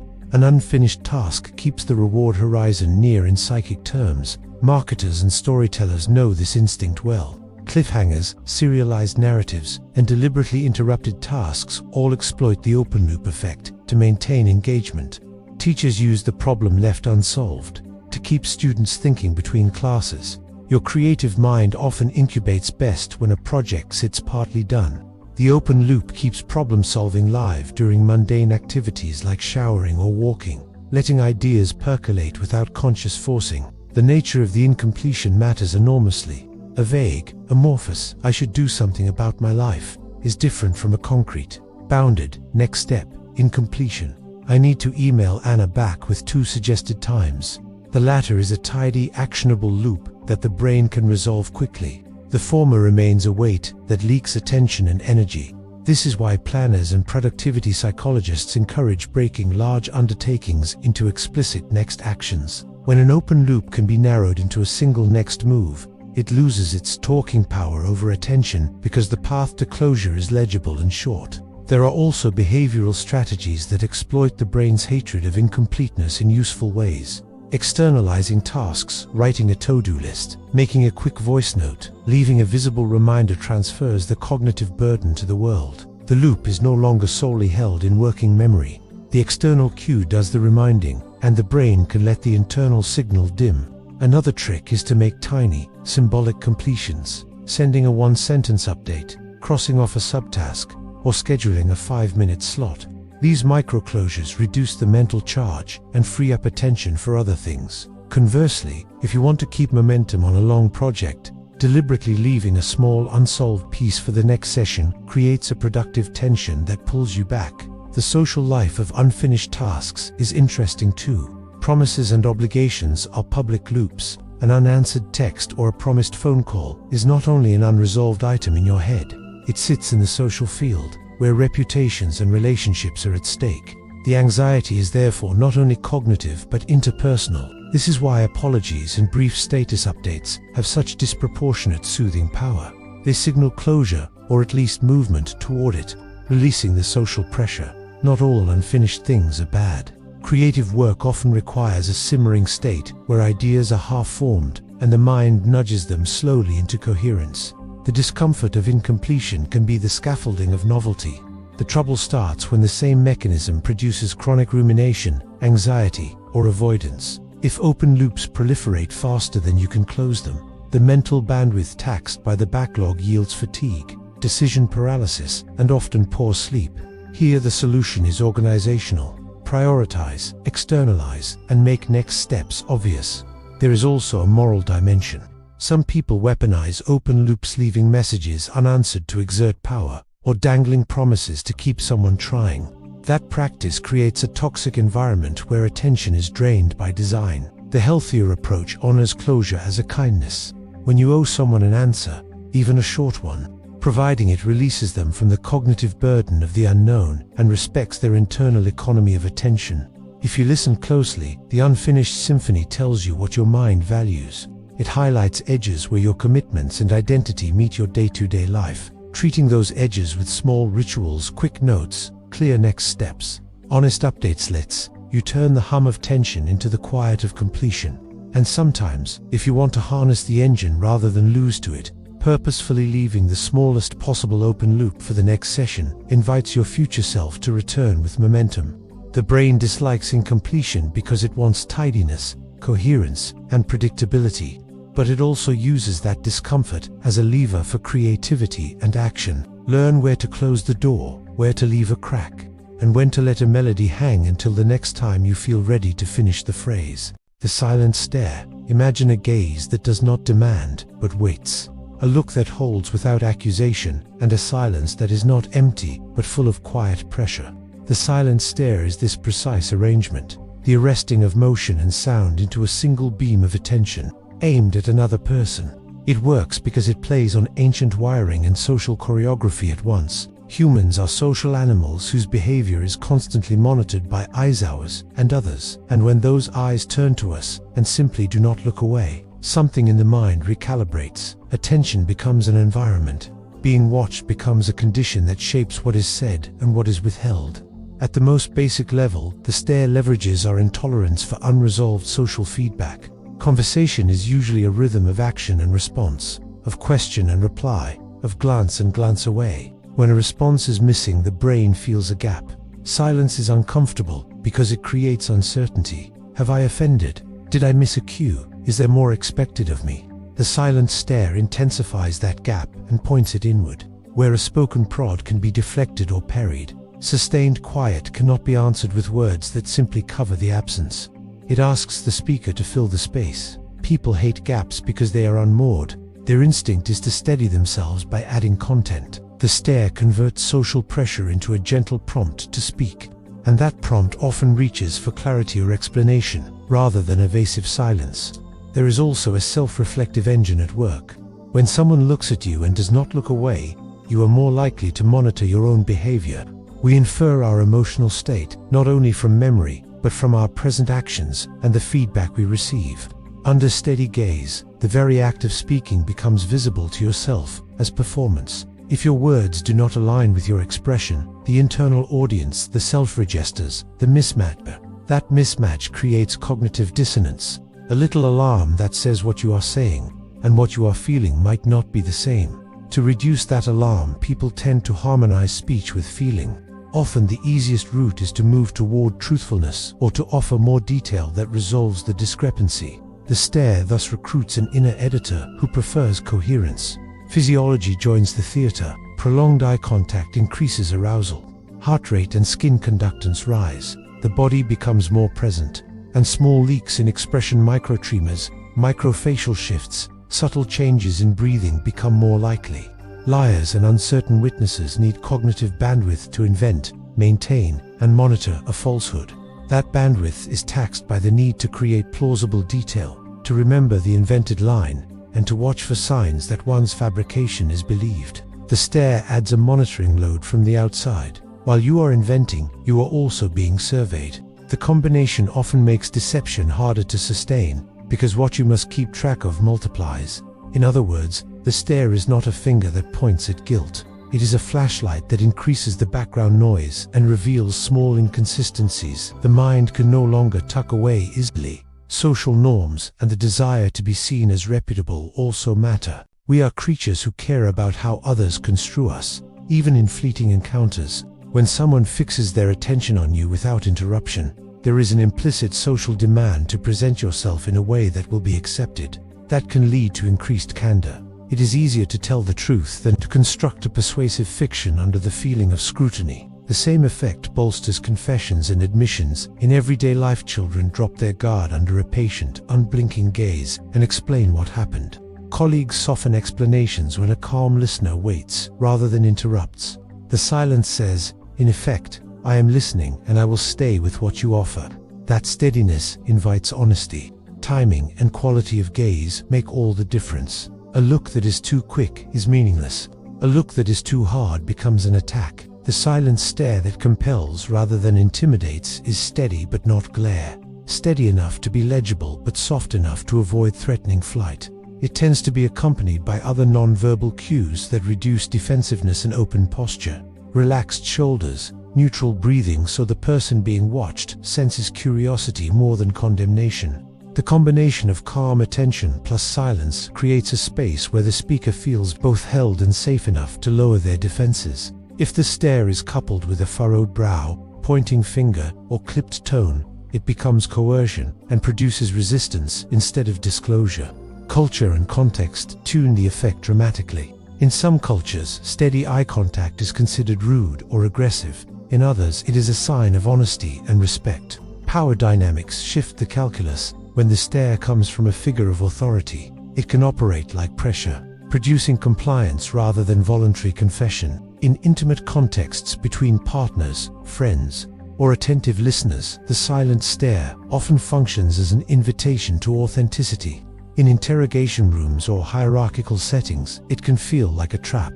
The stare's moral hue, therefore, depends on both the relationship and the intention that animates it. There is also a story about the audience effect that plays into this. People perform differently when they know they are observed. The mere presence of an observer changes behavior. People work harder on simple tasks, but perform worse on complex ones. With truth-telling, being watched tends to amplify the adherence to social norms, including honesty, because the observer's gaze stands in for a broader social audience. If you imagine that your words will be judged by a group, you are more likely to choose those that preserve your reputation. The silent stare acts like a micro-audience concentrated in a single pair of eyes, a focused social test of what you want to present. It is important to understand where the silent stare fails. Seasoned liars who rehearse their stories, or people with certain personality traits, can withstand steady gaze without confessing. They may have trained themselves to control micro-expressions and to keep cognitive load low by anchoring on practiced scripts. In groups, a solitary stare has less force, attention diffuses, and the social pressure weakens. And in cases where the person being watched perceives no moral reason to be honest, where stakes, identity, or incentives favor silence, the stare will not produce truth. It is a lever, not a key that opens every lock. Ethics cannot be an afterthought. The stare can be used to coax truth, but it can also be used to shame, to intimidate, or to extract confessions from those who are vulnerable rather than culpable. There is a fine line between inviting disclosure and manufacturing it through pressure. Practitioners who use silence and gaze responsibly do so with a primary aim of understanding, not of punishing. They pair their look with empathy, with the willingness to give that person a narrative that preserves dignity. The power of the stare is most humane when it provides the safe space that the speaker needs to tell a harder truth. Finally, the silent stare is not merely a tool for extracting information. It is also a mirror that reveals the watcher. When you look and wait, you learn how others are when undistracted by your own words. You discover micro-movements that tell you where discomfort lives, and you learn to hold your attention without filling the room with noise. In that sense, it is a disciplined practice of listening. It asks the watcher to remain patient, to carry the weight of silence without the itch to rescue the moment with speech. The result, when balanced with care, is a kind of conversational gravity that makes truth easier to find and harder to disguise. The power of mirroring. Liking often begins before words do. Two strangers meet, and a silent negotiation starts. How close to stand, how fast to talk, how much energy to bring into the space. When those invisible dials land on the same setting, comfort appears almost instantly, as if the air itself approves. That is the power of mirroring. It is not copying for the sake of flattery. It is the body's way of saying, I recognize your rhythm, and I am willing to move with you. The feeling that follows is familiarity without history. People explain it later as chemistry or good vibes. Underneath, it is alignment. Mirroring works because the mind is constantly predicting other minds. Every glance, gesture, and shift of tone is a data point in a fast, quiet model you build of the person in front of you. When their patterns are erratic relative to yours too, fast when you are slow, too intense when you are careful, the model demands more energy. You must pay extra attention to avoid misunderstanding, to keep pace, to protect yourself. When their patterns are compatible with yours, prediction gets cheaper. The conversation feels easy because it is computationally easy. Ease is pleasant, and the brain is good at turning pleasant sensations into positive judgments about people. We like those around whom we feel our own mind relax. Similarity compounds the effect. We trust what mirrors us because it signals shared preferences and shared constraints. Matching posture, parallel gestures, comparable speech, tempo, these are small, embodied assurances that the other person perceives the world at roughly our scale. The promise tucked into that similarity is safety. Fewer surprises, fewer misreads, fewer social costs. Trust often begins not with grand acts of reliability, but with 100 tiny moments in which nothing goes wrong. Mirroring manufactures those moments by minimizing friction where people meet. There is a second layer to the effect that has less to do with comfort and more to do with identity. We are drawn to our own reflection, not out of vanity alone, but because the self is a stable anchor in a turbulent social sea. When someone subtly echoes our stance or words, they let us stand on that anchor more firmly. We feel more coherent in their presence. That sense of being seen accurately bleeds into warmth toward the seer. Liking, in this view, is gratitude for being made legible. The mirroring person becomes a better mirror than the world usually offers, and we reward them with trust. Mirroring is not a single trick, but a family resemblance among behaviors. The most obvious form lives in the body. Posture that shifts to a similar angle, limbs that settle into familiar openness or restraint, head tilts that match, even breath that gradually finds the same cadence. Less obvious is vocal mirroring, adopting comparable volume, pace, pitch range, and phrasing. There is also lexical mirroring, the echo of word choice, metaphors, and pronoun use that signals you are operating at the same level of abstraction. Emotional mirroring sits deepest, the alignment with the other person's state rather than their surface. If they are telling something tender, your face and voice carry softness. If they are excited, you allow your energy to rise with theirs. Emotional mirroring is the core because it honors meaning rather than mechanics. The body follows naturally when the feeling is right. Timing separates art from imitation. A mirror that moves before you do is not a mirror. It is a puppet. The small delay that makes mirroring feel organic is a crucial part of the signal. You are not predicting and steering them. You are perceiving and joining them. That delay, for no more than a second or two, tells the nervous system that there is a real dialogue here. A loop with two agents rather than a one-way manipulation. The loop deepens because each side is influenced by the other. As you mirror, they often mirror back without noticing, and a gentle synchrony emerges. Once synchrony exists, you can sometimes shift your own state and feel them come along. This is the quiet progression practitioners describe as pacing and leading. First find their rhythm, then nudge both of you toward a better one. The power of leading from alignment reveals something important about influence. People rarely accept change that demands they abandon themselves. They accept change that begins with who they already are and expands from there. Mirroring starts the conversation inside the person's current coordinates. You are saying with your body, I can stand where you stand. From that stance, tiny shifts, slower breathing, calmer tone, a more open posture invite rather than impose. If they accept the invitation, the change is theirs as much as yours, which is why it sticks. All of this can go wrong, and how it goes wrong shows why it usually works. When mirroring is too literal, it veers into mockery. The brain detects mimicry that lacks empathy and punishes it with suspicion. When mirroring is too eager, it feels like neediness. Urgency to be liked pushes people away because it asks them to carry your insecurity.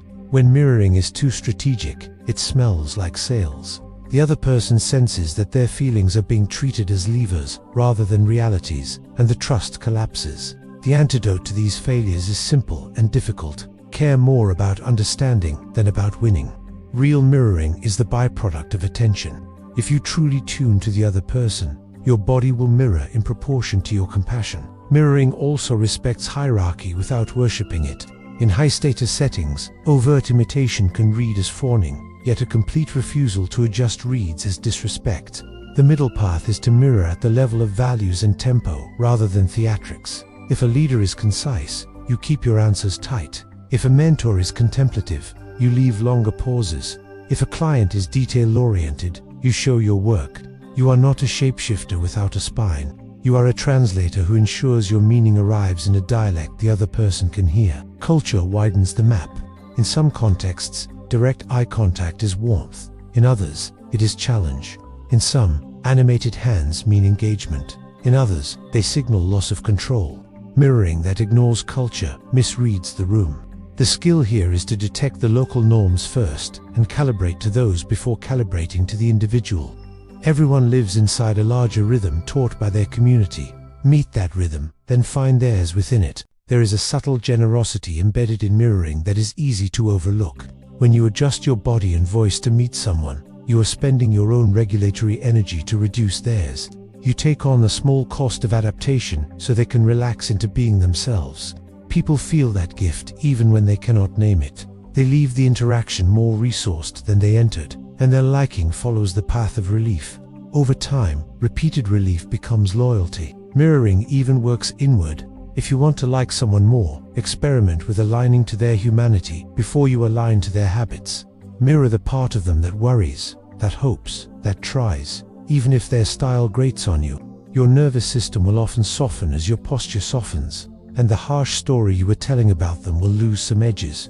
We think our opinions drive our bodies, but the body sends opinions upstream to standing, like an ally makes the mind search for reasons to be one. Technology does not erase the effect, it translates it. On a call, mirroring lives in pacing, silence, and word choice. In text, it lives in structure, length, and tone. Replying to a terse message with measured brevity reads as respect. Writing a novel to a two-sentence note reads as pressure. Even punctuation carries rhythm. You can meet someone's tempo with periods and short lines, or invite them into a slower space with the occasional breath of a longer sentence. The absence of bodies forces more attention to the music of language, but the logic is the same. Find their cadence, then guide. Ethics are not an afterthought here. They are the frame. Mirroring's power makes it tempting to treat human beings like combination locks. Turn the dials just right, and the door swings open. That metaphor breaks the moment you remember there is a person behind the door. Use mirroring to make understanding possible, not to bulldoze consent. Use it to let difficult truths land softly, not to smuggle falsehoods past the guard. The boundary between skillful communication and manipulation is intention. If the alignment you create helps both of you see more clearly and act more freely, you are in the clear. If it shrinks the other person's freedom to enlarge your advantage, you have left the spirit of the practice, even if the form looks the same. In the simplest terms, mirroring is what happens when you stop insisting that the world match your rhythm and instead learn to hear the rhythm already playing. You let your breath take its cues from theirs. Let your voice trace the contour of their mood. Let your posture admit that the chair is big enough for two versions of the truth. From that shared tempo, new notes become possible: agreement where there was resistance, warmth where there was neutrality, repair where there was friction. The change feels instant because alignment reduces the distance that liking must travel. It is not sorcery. It is the oldest social technology we have. Two nervous systems deciding it is cheaper to cooperate than to compete. So you sit a little like they sit. You speak near their speed. You borrow a word they love and hand it back with care. You do not vanish yourself. You widen yourself to include them. In that widened space, their shoulders drop. Your mind unclenches. The conversation stops being a test and becomes a place. They leave thinking you are easy to be around. You leave knowing you simply listened with your whole body. And that is how mirroring makes people like you. Not by dazzling them, but by letting them feel more at home in their own skin while they are with you.